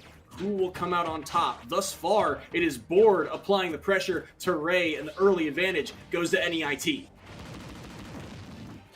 Ooh, catches them with that nair right there, and I love the way they're always reversing it. It's not enough, though. Up air juggles. They're meaty. They're brutal. That horizontal bar that you cannot get around. Cross slash at ledge on a light character like Mewtwo, almost killed, but Ray is still in this yet. Opportunity right here. It's knocking at the door, and you know that Ray is not going to let up a stray hit like that. Not going to let it slide. Gets that forward smash right at ledge, downward angled as well, and that's Board down. Perfect spacing there on that forward smash to catch that recovery. He went for it all with his own forward smash, but instead he gets rapid jab, has to hold shield, and he's able to get around that forward tilt from Ray, who is approaching, looking for a way to take that stock off the board early if he could. Holding shield thus far. The battle for center stage is on. Forward air comes up wide. The neutral air tacking on damage onto Board. Board now looking for an opening. They find an up tilt underneath, but Ray just opts to back away and buy space. Teleport back into the ledge. 2 jabs, and now the cross slash will connect, but not a ton of knockback to that move, so Ray gets to survive for a moment. Jab, only 2 hits, a down air will connect. Oh, he went for the down B, and that could have been everything for Ray, but instead, Board gets to hold on. He gets limit as well. He's looking for an opening to use it, but he won't get the chance. These combos from Ray are just tacking on percentage, and the Shadow Ball to the face will clear up stock number 2. This is looking dicey. We're seeing a repeat of that second game right there. Oh, that combo too extended with the forward air. And now we see an opportunity to disable online, and you might mash, you might shake it off, but it doesn't save you from the 3 stock that Ray has dished out upon you, putting Fisher College East on match point here in the ECAC Contenders. What a series from Ray. I mean, these two had gone up against each other to close out every series thus far, but it had been 3-1 in favor of Board, 3-1 in favor of Ray. Board now in this bout with Ray has only taken 1 stock, while Ray has managed to take a handful. Thanks to that 3 stock. What a performance from Ray on the Mewtwo, and that combo at the end. Such confidence behind it. The Shadow Ball, the forward air extension, beautiful 62 racked up, and the catch it all with his signature down B into forward smash at the end. That is beautiful to see. 100%. And you saw the confidence Ray had building, because again, this was their first even set. It was a little scary, and we did see Board coming out with some tools in that first stock. I mean, those Shadow Balls were forcing a lot of short hops, but oh no, Cloud is short hopping. What is he ever going to do besides his 3 really good options out of a short hop? But as that began to snowball, the fluidness from Ray really was on display. The way they drifted back with that disable to try and catch the tech chase, and even when it didn't happen, they were ready to jump right back up with the forward air to extend the situation.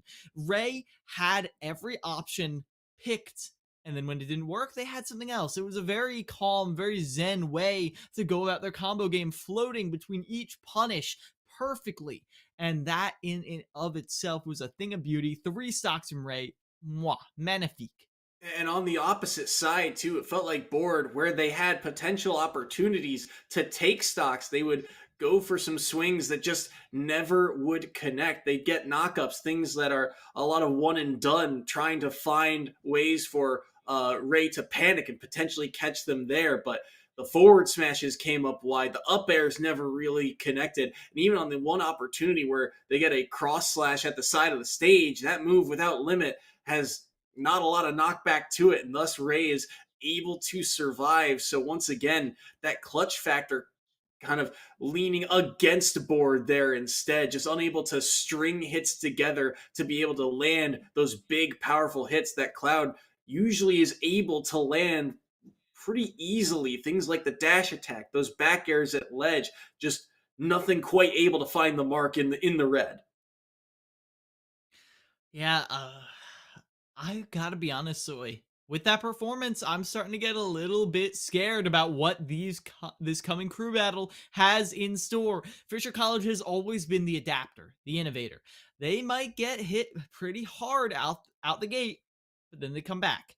If you get them down to one stock in the first crew battle, you can't be sure that they're not going to 9-stock you the next one. Fisher College is always adapting, always improving, and this is yet another case of that. Now, are they going to find it's up to NEIT to find that innovation, to find that adaptation. And we're seeing it right out the gate with a very different player order.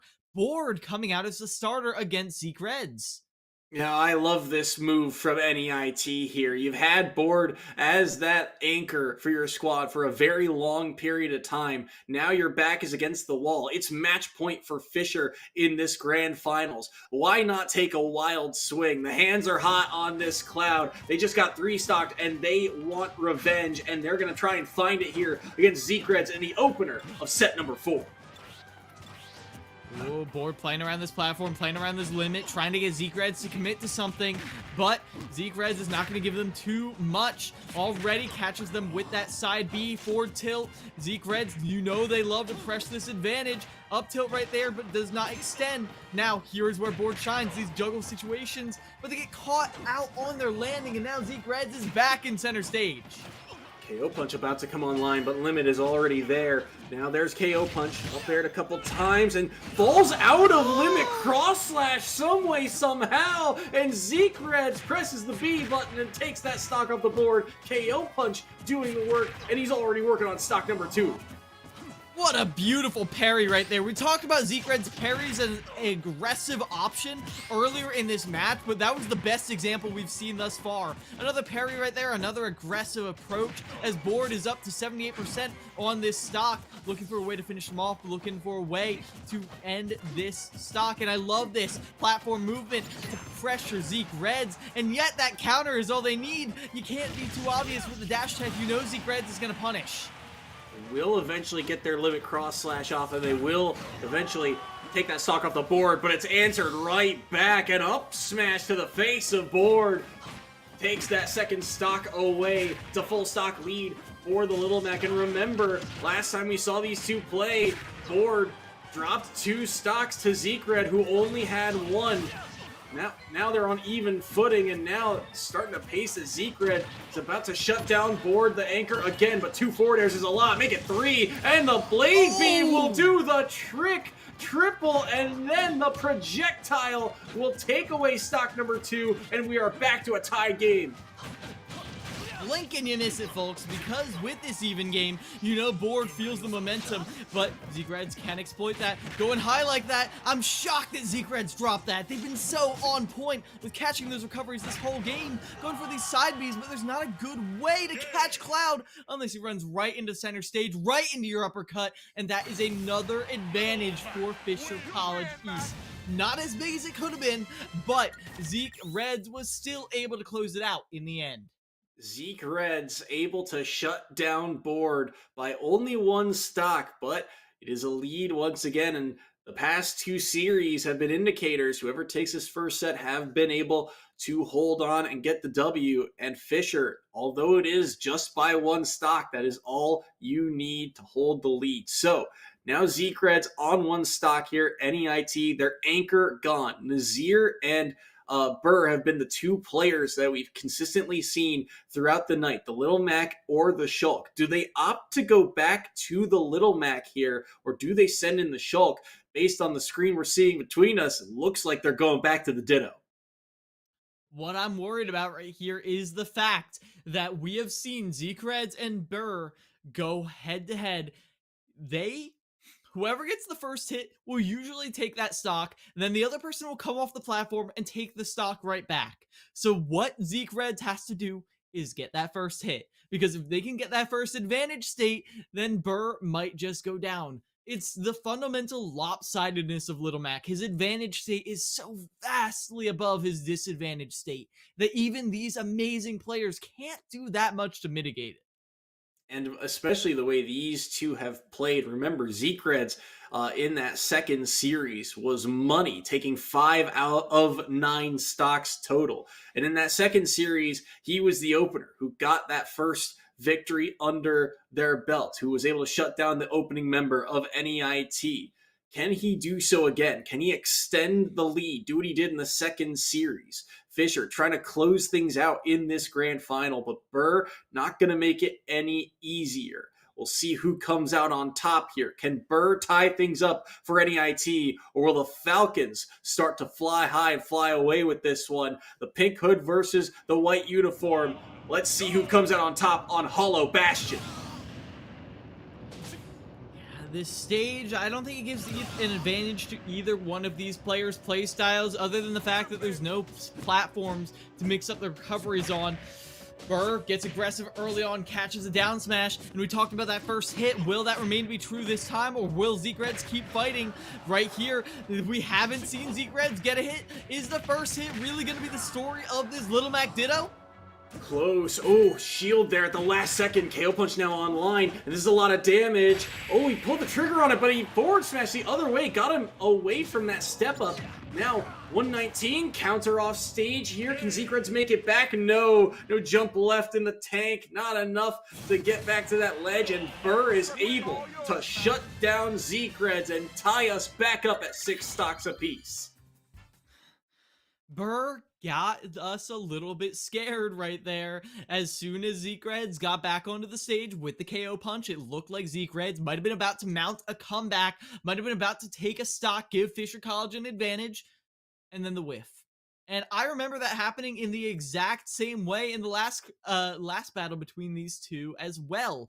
We saw an immediate KO punch, and then all of a sudden, a pause. Because that KO punch has a lot more lag than anything in Mac's kit. So with that forward smash, he goes down, and then boom, done.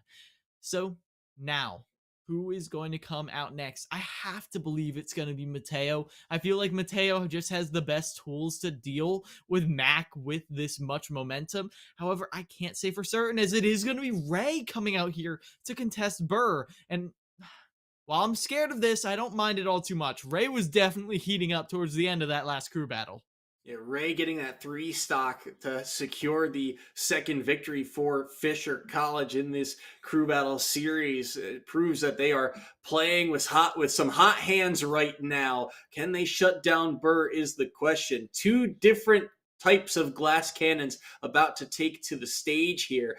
But Fisher College, when it comes to these scenarios, when they have the lead and they have the ability to counterpick their opponents, it's often played to their favor here. So what are we looking for in this match? Because this is probably the second time that Ray has really gone up against Burr in this crew battle. Shadow Ball is the name of the game. It forces a jump or a shield or a roll from Little Mac. 3 options, and while they are very versatile, that is 3 options that you can cover. 3 options you can be aware of. 3 options you can condition Burr into picking. Because if Burr feels confident running up, shielding all of these Shadow Balls, then all of a sudden, you're going to see a lot more grabs, a lot more side Bs, pressure on this shield. Vice versa, roll, you're going to see a lot more roll catches. A lot of jumps, you're going to see jumping forward airs to catch Little Mac out, because he doesn't have the range to contest that. A lot of ability to dictate the flow of the match with this Shadow Ball, because it is a tool that forces an option from Burr, no matter where it is on the stage. That Shadow Ball is going to be massive for sure. I'm curious to see. Ray has been really good at using that down B. We've called it out a couple times, but Burr, with the crouch that Little Mac has, might be able to weave underneath it. So that kit that Burr really likes to use might just be completely mitigated by the height of this character overall. And that means that Burr might be able to get some punishes and get a lot of damage on a very light character, which is big for Little Mac. But let's see how this one pans out. Tied stocks here, 6 apiece, 3 between these two players, and we're on to PS2. This aggressive Nair immediately punished by Burr, and you gotta remember, Burr was the one who, in the match that NEIT won, was the player who got the advantage. They got, what, 4 or 5 stocks in that first crew battle? That early advantage was huge, and that forward tilt is not going to give Ray any sort of advantage. Catches Burr out with the side B, but it doesn't last long. Burr is still keeping the pressure on. Good job thus far, and they catch the teleport in as well. That up B getting called out here. KO Punch almost online at 66% here. Ray's got to be careful. Using that Shadow Ball, they catch the jump here with the forward air. Side B to the ledge. They catch the roll in as well with that forward tilt. Back air will cover, and that is just a dead Little Mac for certain. Burr gets caught again, and there's nothing he can do about it. Little Mac off stage is easy to cover, although he will answer right back with that forward tilt. Ray dropping their opening stock. So while Burr has done a good job of getting damage on the board here, Ray finding their windows to keep things close and even. When Ray almost got punished hard for a shield grab right there, as Burr is keeping their distance, making sure Ray burns their resources before they get on out of their parries. That Shadow Ball as well. Burr is finding a lot of opportunities right here, spacing around these aerials. Now has to see something big off ledge, but down tilt forward smash is gonna do it. Burr with a massive advantage right here. Full stop. I thought we'd see what we'd seen from Zekreds all day, the down B, or sorry, the down tilt into side B, but instead, oh wait, parry of his own. This could be a lot of damage. Doesn't get the down air though, and Burr's turned it into their own combo. They armor through, and they've got KO Punch. Ray's got to be careful here. He got the down tilt, but KO Punch just barely couldn't reach Ray. Will still find a forward smash at center stage. It won't be able to kill quite yet. Ray threatening the ledge as he recovers back to it, teleports back underneath the platform, but will up B from center stage do it? Yes, it will! And NEIT's Burr holds on to 2 stocks. 2 stock advantage from NEIT, and an opportunity right here to bring this all the way to a crew battle number 5. What a way to cement your name in this ECAC in your inaugural season, to push Fisher against the wall, but they're not out of the woods yet. Mateo stands between them and that win, because Fisher is still on match point. 5 stocks against NEIT versus Mateo's 3. 3 stocks to define what this match is going to be. Is it going to be the new upstart who pushed Fisher to a game 5 and maybe beyond, or is it going to be Fisher College's carefully scouted players putting a stop to this upstart before they can get any momentum, any wind in their sails? We talked about it before, but Mateo has been, money for the side of Fisher, and has been so good, so consistent, and very adaptable in their play style. Like you've mentioned before, Palutena is just a character that's very well rounded and has answers for really every situation. Can Burr find the windows around that? Can they maneuver themselves and get the combos that they needed? They did a good job of really just not allowing Ray any space. The moment those Shadow Balls came out, you saw Ray had advantage, but you saw as 0% dash attack, up tilt, and all of a sudden, this very light character was up to 40, 50% seemingly out of nowhere. I don't think Burr will have as easy a job doing that against Mateo. Not at all. Mateo has a lot of ways to break free of these combos, because they're not combos, they're strings. And, well, it's really hard to catch someone going in with that landing back air, going in with that dash attack. Mateo on paper has a lot of tools to deal with Burr has on the table, but there is a factor that we're not really considering. That is the mental game. You can snowball so easily against Burr. Burr has shown it again and again and again, how they can just take a losing game, get one strong hit, a forward smash, super armored through, and that's not a reason to throw the game away. But then there's this little mental step that you have to do. You have to even up the percents. You have to get advantage back. And in that rush, that's where Burr works his magic. We'll see if that happens again here, or if Mateo can claw this out. Fisher College is on match point. Mateo, an opportunity to end the game here and now. With how tight things have been between these two, you feel like Mateo, to even have a chance here to close things out for Fisher, has to drop, I'd say, maybe at least one, or a bare minimum. If they drop a stock, best case scenario, they take 2 off the board without dropping any. But to even have a shot at that final one, you don't want to have, less than, I'd say, 1 stock remaining, or hold on to 2 stocks overall. We'll see if they can get rid of this Little Mac and give themselves a chance at that final member of NEIT, or if Burr can run away with this one and push us to Series 5 on Hollow Bastion. Thus far, it is Burr once again gaining the early advantage, getting those dash attacks underneath, and racking up 63% onto Ray. Oh, and we need to see these edge guards clean. Oh, up he had a shield. He leads to a funny little trade, and then Ray is popped up to the top regardless. Auto Reticle shuts down Burr's aggression, but not for long. Up smash, another juggle situation, another landing situation, but Ray is able to get back to center stage. Oh, and he's going to find the first stock too. KO Punch also coming online here. This could be everything, but he does get hit, so down goes KO Punch. But either way, that forward smash from center stage, taking away Ray's first stock. He nearly got a second one there, but the armor just couldn't come out in time. The back air able to clip him at the right moment. Down tilt, unable to follow up cleanly. The up tilt gets caught. Now Ray trying to seal this stock away, but Burr gets back to stage. Now neutral air will knock him away. Are able to armor through again, and that neutral B will tack on some damage. Ray's up to 65, and now you're dealing with a Little Mac with rage as Ray goes up to 80 here. Another dash attack from Mateo. Maybe a chance here for the neutral B to connect as well. Mateo's at the 97, KO Punch online here. Do they find a way to use it? Got it knocked away last time. Staying underneath the platform, they find a down smash instead. Another up B to the ledge, and neutral air will knock them away. Things are very much trending in the favor of NEIT, although they do drop a stock to Explosive Flare. Forward tilt right there, not enough to finish the stock.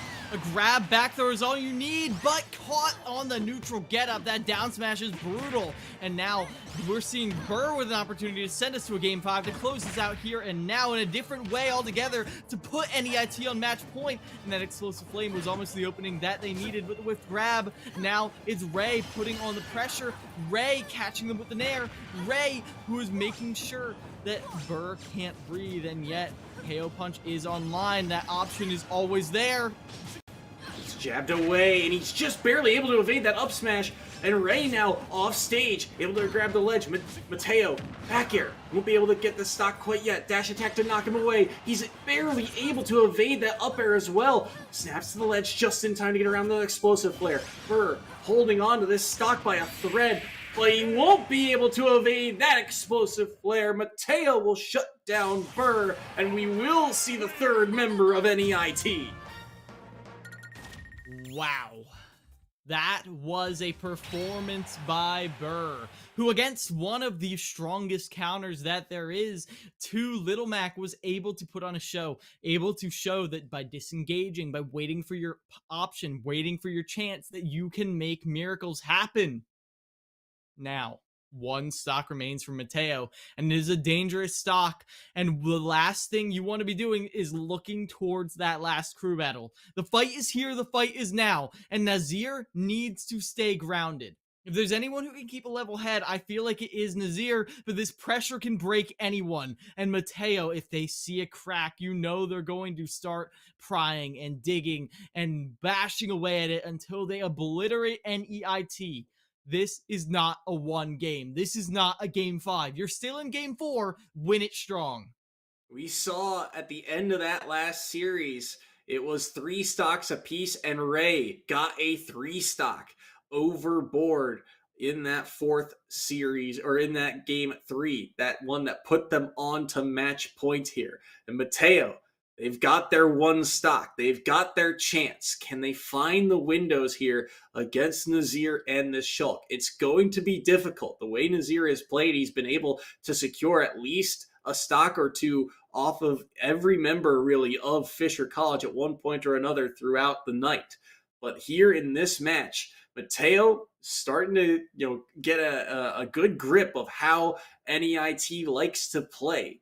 Has he figured out the code that is this Shulk player? Can he bring things back and close out the night for Fisher College, or will we go to that fifth set? Nazir's got 3 chances to take one stock off of this Palutena, and it's been, I think, a little bit towards Mateo favored overall the 2 times that these two have met previously. Yeah, Mateo started out a little shaky against Nazir, but has gotten stronger and stronger and stronger. However, the way you play with one stock is fundamentally different than the 3 stocks. Seems obvious, I know. But Nazir is a player who is going to take advantage of that, who knows I have the advantage, they have to approach me, and approaching always gives you an opportunity to make mistakes. And so, if Mateo has those mistakes forced out of them, we could be seeing Fisher College pushed up against the wall in a Game 5. We'll see if that Game 5 is on the docket here. One stock separates us from it. Can Mateo reverse sweep here and secure grand finals for Fisher East? Or will NEIT push us the full distance? Small battlefield to sight. Mateo drops his 2 stocks. And here we go. Nazir's been pretty good at gaining some early advantages, but we did see in that second series, Mateo battle back from a differential against this Shulk. That was when it was a much closer and more even game. They gotta find a way to not take too much damage here in the early stocks against Nazir, and thus far, doing so by keeping their distance, using a lot more of the neutral B and explosive flare. And now Nazir gets in, 2 hits, that's all he'll really get. Back thrown off stage, Nazir opts to recover low. He will get around that down tilt. And now a back throw right here. This is exactly what you need, but jump back to stage. Nazir has their options on lock, and this is the exact aggression you need to be seeing. And there it is. That Smasher online, looking to end this stock here, and now Nazir is playing it like it's their last stock. Mateo has not had a real opportunity to shine since that beginning stage, that beginning aggression. You need to be hitting those 0 to deaths if you want to turn this around, and we're not seeing it yet. We're not seeing it maybe at all. Is this another fourth or another opportunity for Nazir to finish? Gotta be careful. Holding center stage best he can is Nazir, but he does get forward aired. Wow, the up smash doesn't connect. Nazir's able to snap to the ledge just in time. 84% on Mateo. It's a ton of damage for 3 stocks to try and take. Shield Art also gonna help Nazir survive. Up B out of shield, but do only a little bit of damage. Smash Art now online, a ton of rage, but again, the fade back to the ledge, but with Smash Art still online as he rolled back in, the dash attack will cover and seal away that first stock. Opportunity right here with this Nair. Shield Art online, though, shuts down that opportunity. Nair in return, but Smash Art, though, a little bit scary, a little bit dicey. Mateo playing far away from that page out of Nazir's own book, playing around that Nair as well. And how do you finish this stock? The up air is gonna do it. Nazir finishes off that stock. 2 stocks in the bank for NEIT, and that brings us to a 2-2 scoreline between Fisher East and New England Tech. What a series, and able to clean things up. We really haven't seen that up air connect a lot for Nazir tonight overall, but finally able to find the window and shut down Mateo. And just like that, NEIT has pushed us the full distance against Fisher East, which means that we've got one more set to play out. We're going to take a short break to get ready for that set. So when we come back, the conclusion of the Contenders Grand Finals will play out. You're not going to want to miss it.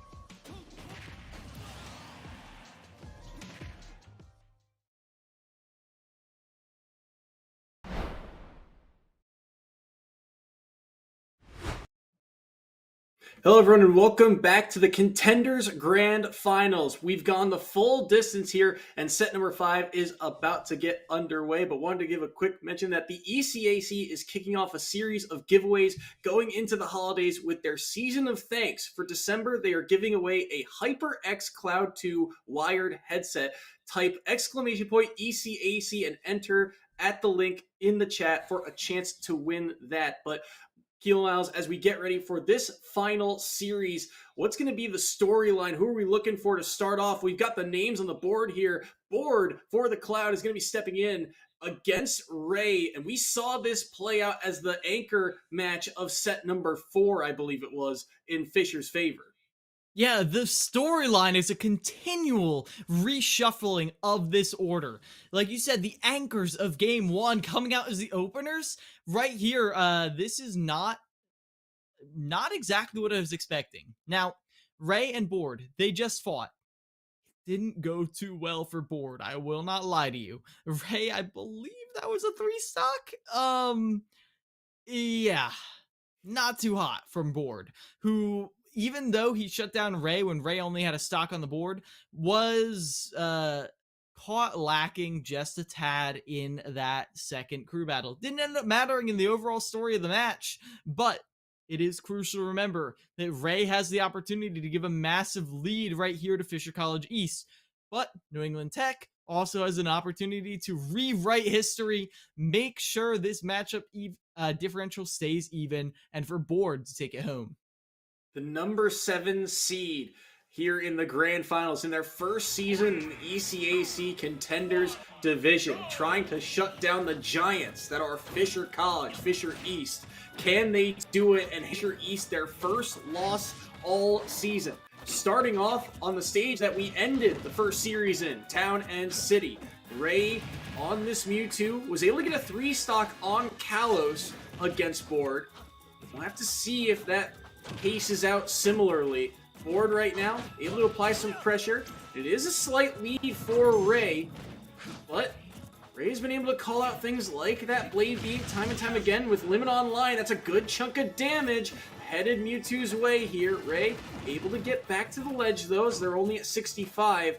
Board looking for a way to try and take this stock here, and Ray doing a good job of holding center stage. You see Town and City, you think small blast zones, small blast zones, small blast zones.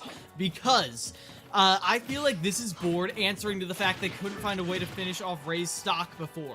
It's like, okay, I am making myself way more vulnerable to Mewtwo's large horizontal knockback by picking a stage with small blast zones, but I can find a way to finish you here if I just hit one strong option at ledge. Maybe like this. Not this time, but the roll behind grab might be enough. Will be able to take the stock, not a ton of knockback to it. He's able to weave around that dash attack. That one could potentially kill later on. Board is able to make it back as well, but the pace of this match a whole lot slower. It does tilt in Ray's favor thanks to that forward tilt. But Board, I think, doing a much better job than the last time these two met. Keeping things close, keeping things within arm's reach here. As Board, he needs one good, stray, strong hit to potentially seal this stock away. But Ray is not going to make it very easy until he lands with that neutral air, and it's punished. The dash attack finally connects. We've already changed history, folks. No 3-stock for you. Counter hit with the forward air from Ray. Puts them in advantage once again, but you remember stock 1, it was the same story, same song and dance. And Board is coming out here with a vengeance, chasing them down with this limit. You know exactly what they want, and they'll get it in the end. And normally, Board is using that limit cross slash as a way to try and take stocks off the board, but this time around, he's using it to get damage. He knows that the combo game for him has not been as strong. It's been a lot of one and done, but that move does so much damage that it's kind of skipping the combo phase of the game. And now another cross slash will help tack on percentage here. Goes for the down smash, it won't find the mark. He'll have to back away, and I believe that was forward air that came through at the last second to do the trick, and all of a sudden Board is now in the lead. And this is a game changer right here.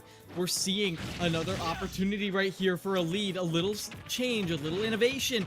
NEIT has stayed ahead of Fisher in this game, and now 57% off of that jab lock 69 as well. This is looking like kill percentage to me, Soy. This is massive here.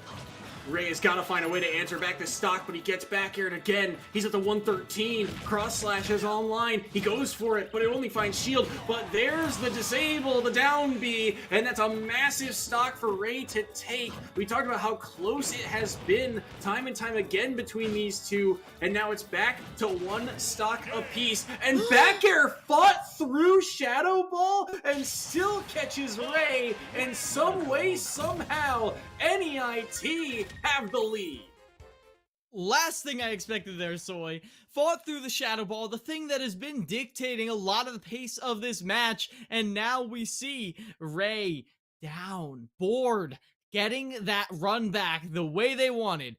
And you see that a lot in best of five. Sometimes you see someone get 3-stocked and it's kind of a write-off in their mind. It's a way to completely mentally reset. It's like, okay, I'm gonna get 3-stocked, but I see what I did wrong. I see the mistake. Let's just run it back. This time it takes place over the span of a crew battle, so it feels a little longer, feels a little harder, but in the end, it's the same story. Board was able to bring it back, and now NEIT with a lead they haven't really had over Fisher.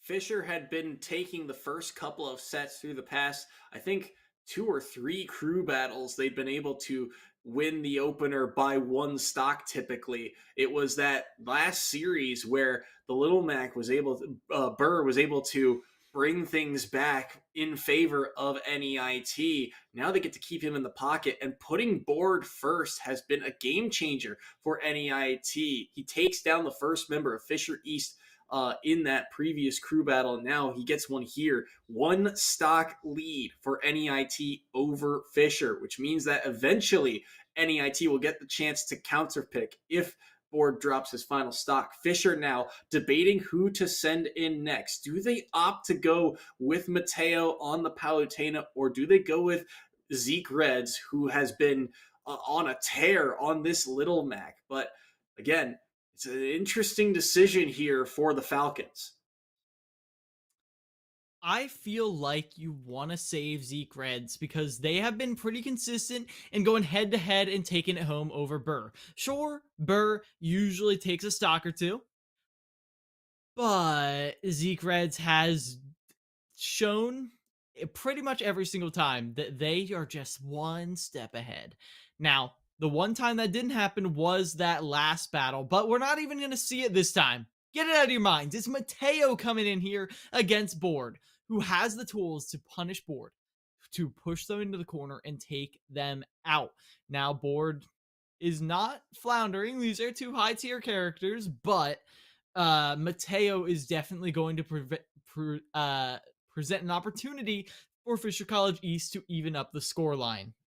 Adaptable, flexible, well-rounded Mateo stepping into the ring to try and tie things back up in terms of that stock count. Board, only 1 stock on their board, but can they get any extra credit here? Can they find the gravy on top? Mateo, we'll see how they fare. They've rarely gotten the chance today to go up against this cloud, so we'll have to see how these two battle it out. Mateo was the anchor last time around, so they're well warmed up and ready to rumble here on small battlefield.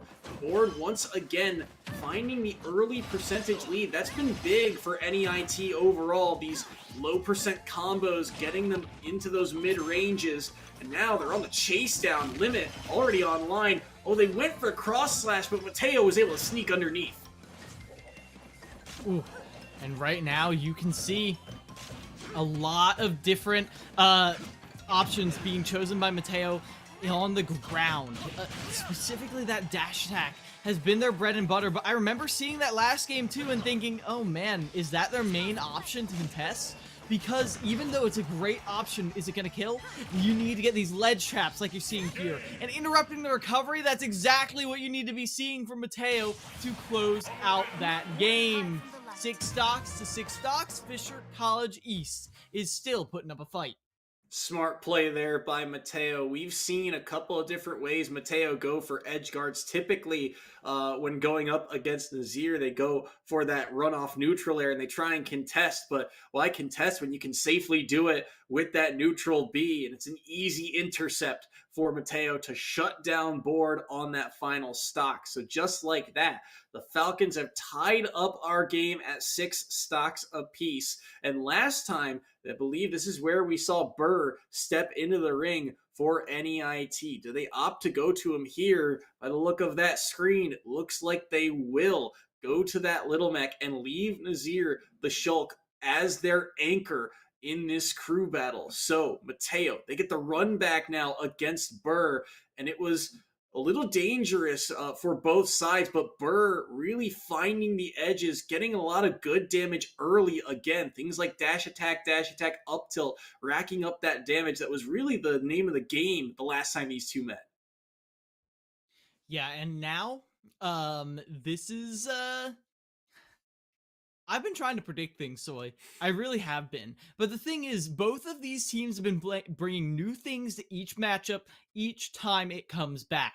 Now, Mateo, I'm expecting to see maybe a little more pressure at the ledge, taking a page out of Red's book and just putting up that up smash as just a wall.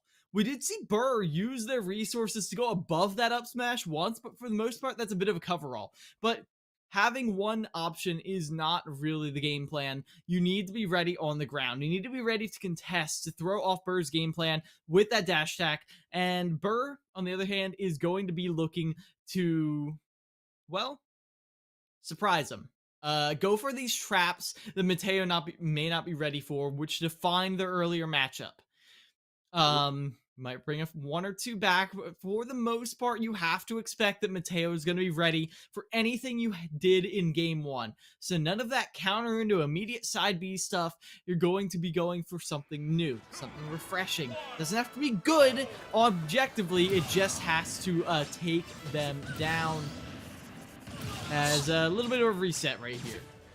Yeah, I believe they're going to try and get the either controls or nameplates get right here for this match. I do believe Small Battlefield is the stage selection that we'll see for this bout, and this is not going to be easy, I think, for either side here. Oh no, we are getting Hollow Bastion. We're getting word Hollow Bastion is locked in, and I believe that's where these two met last time in the crew battles as well, where Mateo really got locked down by Burr. That kill power from center stage, catching some air dodges in with that forward smash, doing a lot of work. Mateo can certainly gain a massive advantage if they get this Lil Mac off stage, but it's going to be easier said than done on a stage like Hollow Bastion. He wants the run back. He's got it. And the winner of this is that much closer to securing their team a grand finals victory. Who gains the edge? Whose character do we get to see next? Whose third member do we get to see?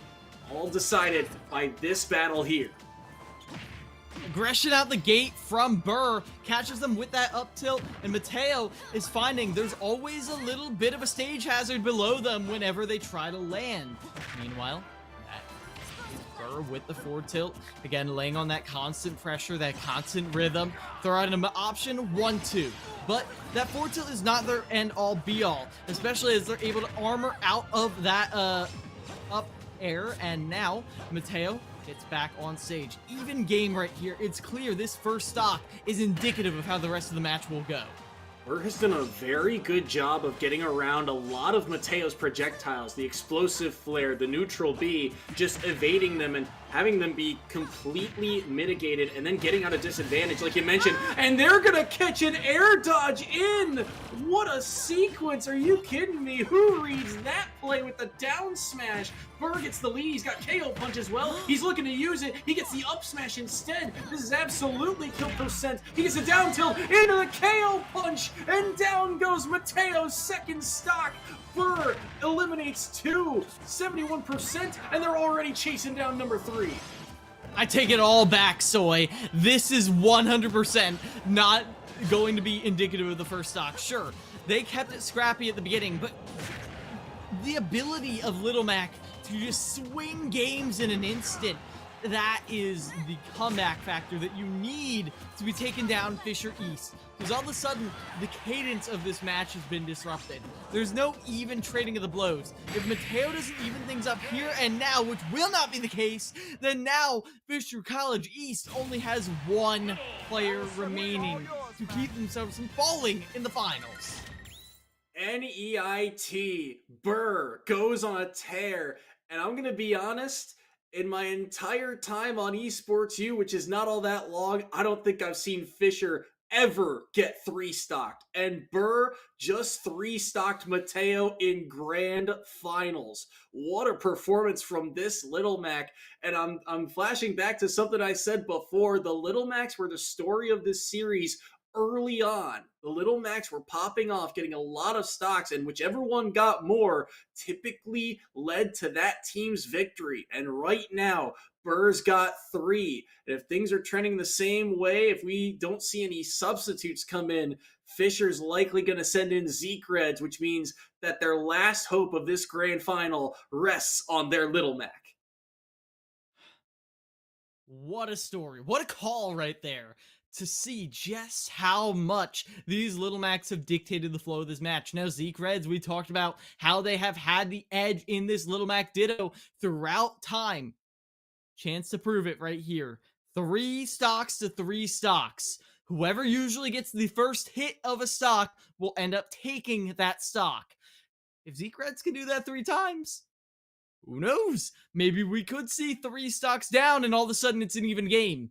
If there's any character on this roster, and I cannot believe I'm saying this, Soy, but any character on this roster who can clutch out this game for Fisher, it is Little Mac. It is Zeke Reds. The only one with the explosive ability to take stocks is Zeke Reds. This is their chance to prove that they are the better Little Mac once and for all. Burr might have gotten the edge in the last one where they were up a stock, but chance to rewrite things here. The last couple times these two have played throughout the night, it has been Zeke Reds getting the advantage and Burr battling back. It's often been Zeke Reds getting the early stocks, like you mentioned, landing that first hit, but it has been Burr taking a stock back, then finding some creative way to take stock number 2. But by the time they do so, they're already up to 116, and trying to evade Little Mac as Little Mac is a lot tougher than it seems. So things have been trending in Zeke Red's favor in terms of the Little Mac Ditto. But at the end of the day, it's 3 stocks that NEIT need to take, and they've still got a player waiting in the wings, that Nazir Shulk waiting after Burr is done here. But Burr would love to try and get the run back once more and close things out here and now if they can. But like you've mentioned, Zeke Reds, he's probably the hottest player right now on Fisher East in terms of performance. The number of stocks he's taken, especially when Fisher College has gotten the victory, it's been his pop-off performances that have really helped them secure wins. And in a matchup like Little Mac Ditto, like the Little Mac versus the Little Mac, it's very volatile, and Zeke Reds has found those windows to get early stocks. I'll be honest, Soy, this is scary. This is Fisher against the bat. You said you've never seen Fisher pushed this far. I have seen Fisher push this far once. It was a different roster, sure, but it was against Northwood, the only team I've seen take Fisher to a grand finals. It's a different division 100%, but here, this is a different song and dance. The 5th crew battle against Northwood did not look like this, Soy, I'll tell you that much. It looked like Fisher dominating. Not this time. Not here and now. New England Tech, 6 stocks to 3. The only hope is for Zeke Reds to clutch things out. Their hopes rely on the boxer in the in the pink sweatshirt, in the pink hoodie. Can he get it done? He's able to air dodge back to the ledge here, but he's in a bit of a bind. Will be able to dash out and get that down tilt and get some damage back onto Burr. Both KO punches are about to come online here any moment now. Zekreds is starting to get the lead in percent, but it's answered right back. Side B for side B. KO punch for KO punch. Do they both pull the trigger here? Who will do so first? It's Burr to do so, but he goes past him instead, which means Zekreds takes the first stock, and he's looking to find a way to take stock number 2. He gets the down tilt. Oh, he wanted the punish, but he goes for side B instead. KO punch will whiff, and the down smash will eliminate stock number 1 off of Zekreds. That was a scary stock for Burr, but they weathered the storm, and now Zekreds, they have them on even footing. Zekreds sets up an edge guard situation, air dodge to ledge, but Zekreds does not react, was waiting for an up B. Because of that, we do see Burr getting a chance, a second lease on life, but it doesn't last long. But that tech chase doesn't last long either. KO punch online, an opportunity for Burr to swing the momentum back in their favor. It's grabbed though, so KO punch comes off. 50% here on Zekreds. This is where things can get scary, but he will find the forward tilt.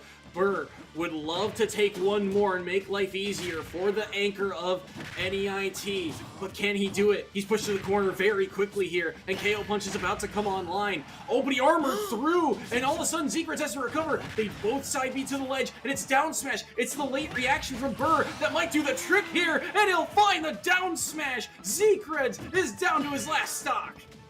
And KO punch is now online for Burr as well, but that hasn't been the lead factor right here. It's been these tech chases right here. And there it is. Send off stage by the forward tilt. Zekreds, this is their game to lose right now. 33. They make it back to the stage. A parry comes through. Zekreds' defense has been, for the most part, very good, especially when it comes to getting those parries. But can they find another opening? They up B here. This is a big punish. Big forward smash for 28%, but they'll run out of time. The forward tilt will do the trick, and Zekreds takes down Burr. And Fisher East have 1 stock remaining. 1 stock, Soy.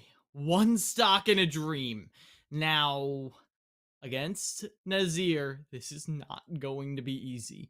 We talked about in that first matchup between Nazir and Zekreds. How poetic is it, by the way, that the opening matchup of the first crew battle is our last matchup to decide who is going to be our champion? Isn't that wonderful how esports tells stories like that? But in that match, Nazir was shutting down Zekreds at every turn, but Zekreds, when they got an opening, they ran with it, as Nazir was having a lot of trouble stabilizing. So, the question is Nazir going to give Zekreds 3 openings to get 3 stocks? Or is Nazir Reds going to play carefully, play calm, play collected, play under this pressure, the nerves of taking down the #1 team in their inaugural season, and take this Little Mac down, not give them any openings, not give them any chances to play the game?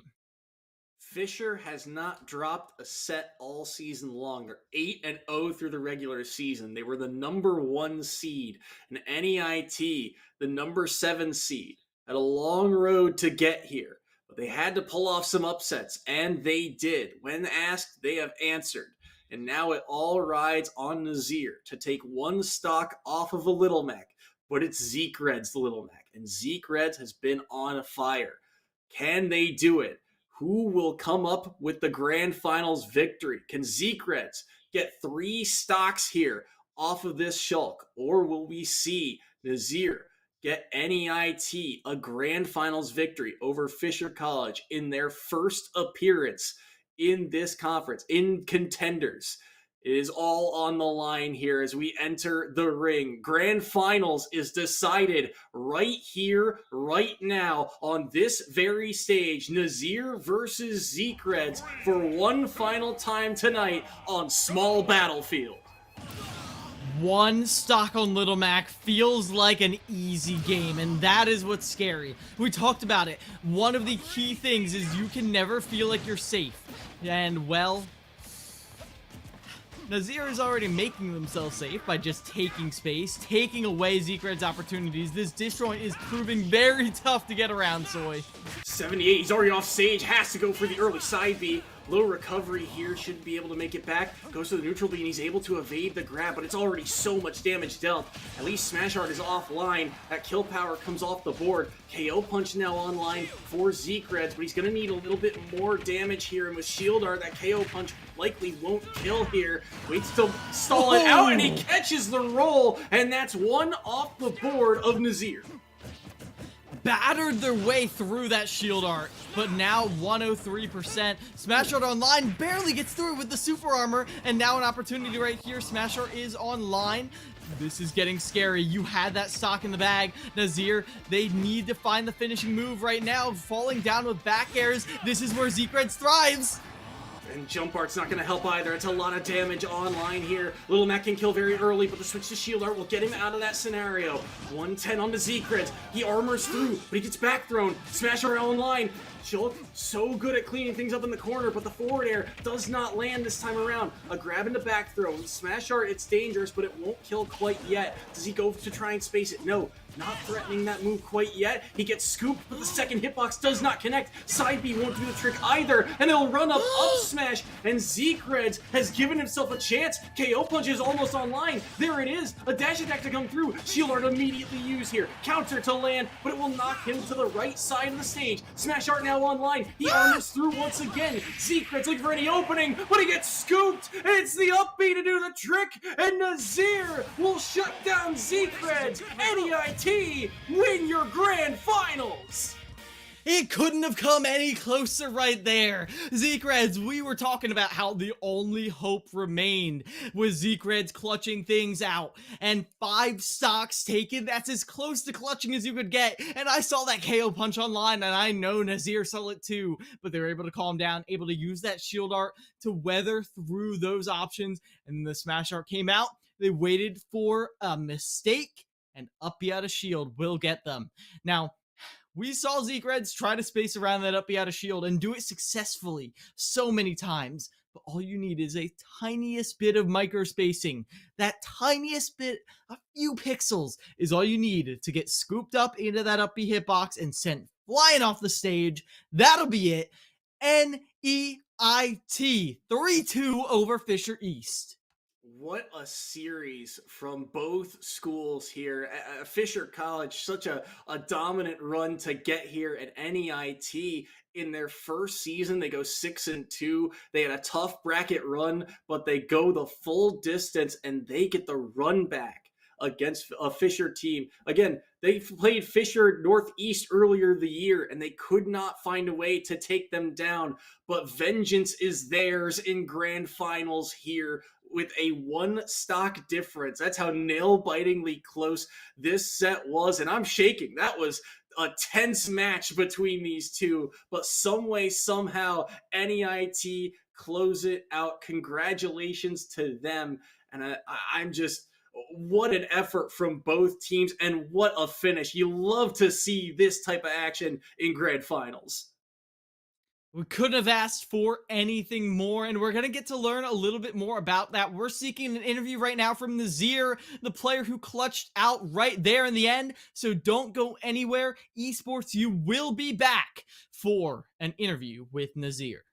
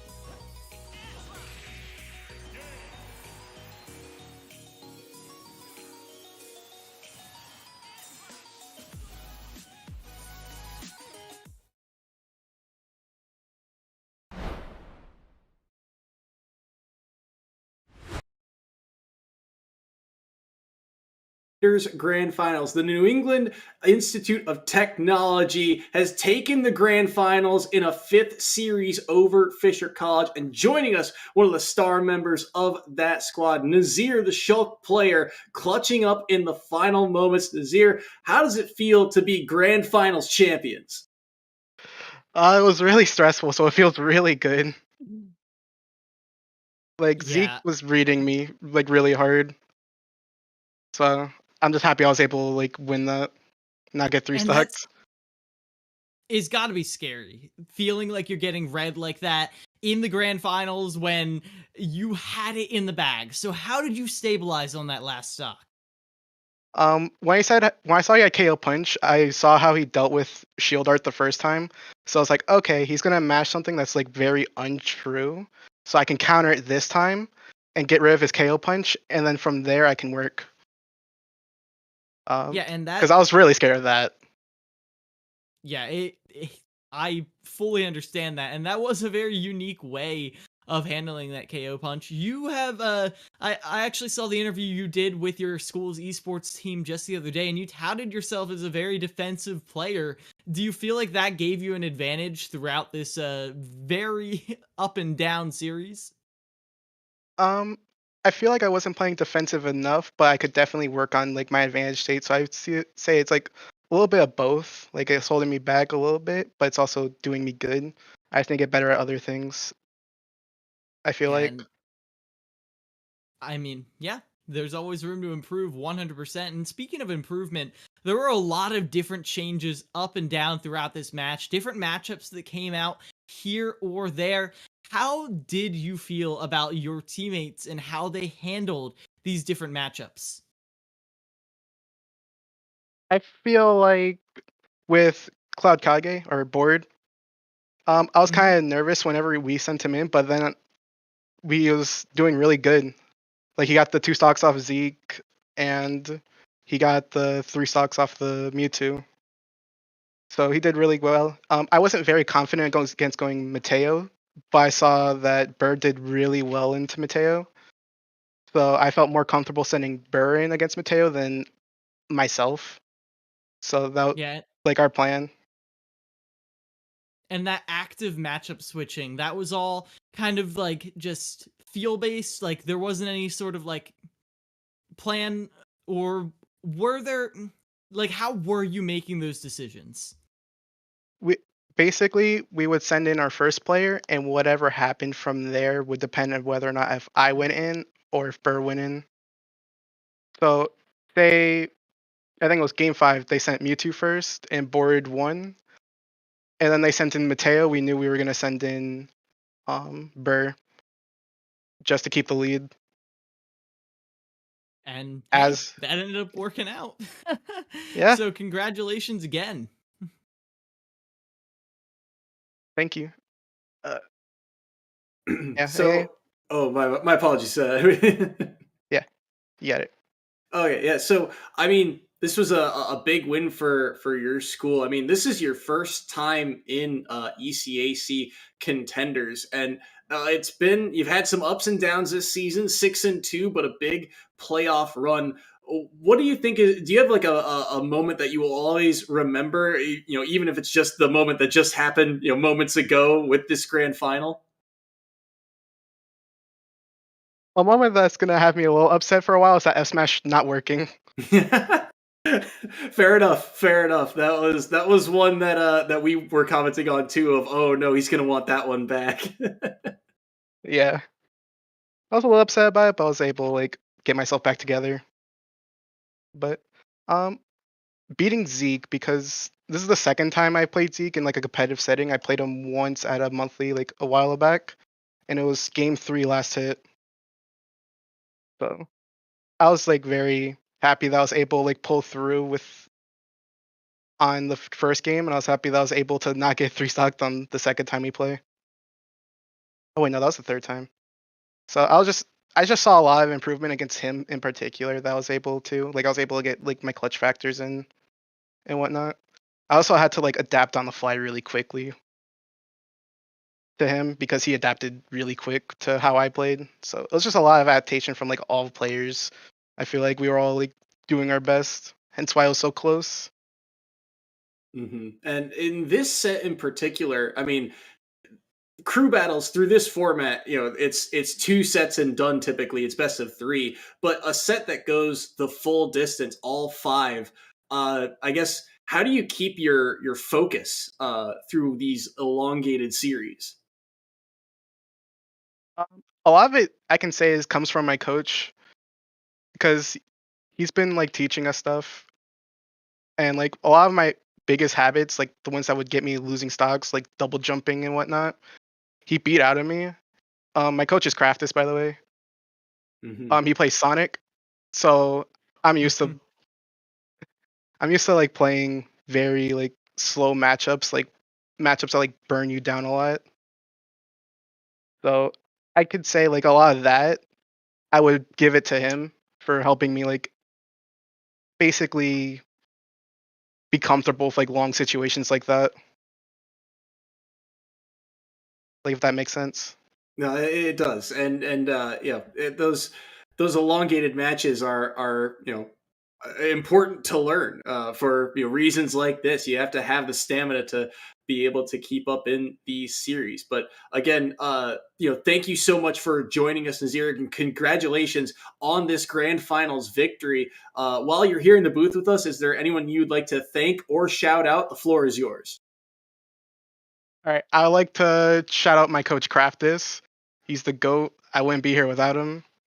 I would also like to shout out the esports manager here, Brandon, for basically giving me this opportunity to play in big leagues.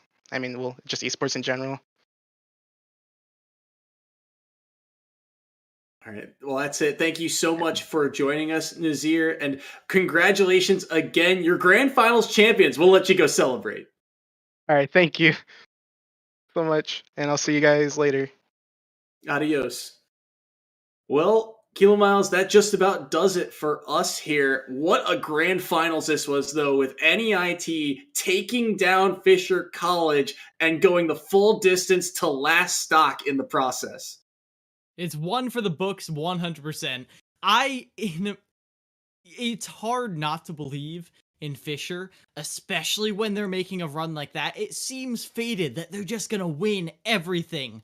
These are the cracks. It may not be in the highest division, but these are the cracks in that veneer. Other teams can take them down, can rise to the occasion with spectacular performances like we saw from NEIT, and I can't wait to see more going into future seasons.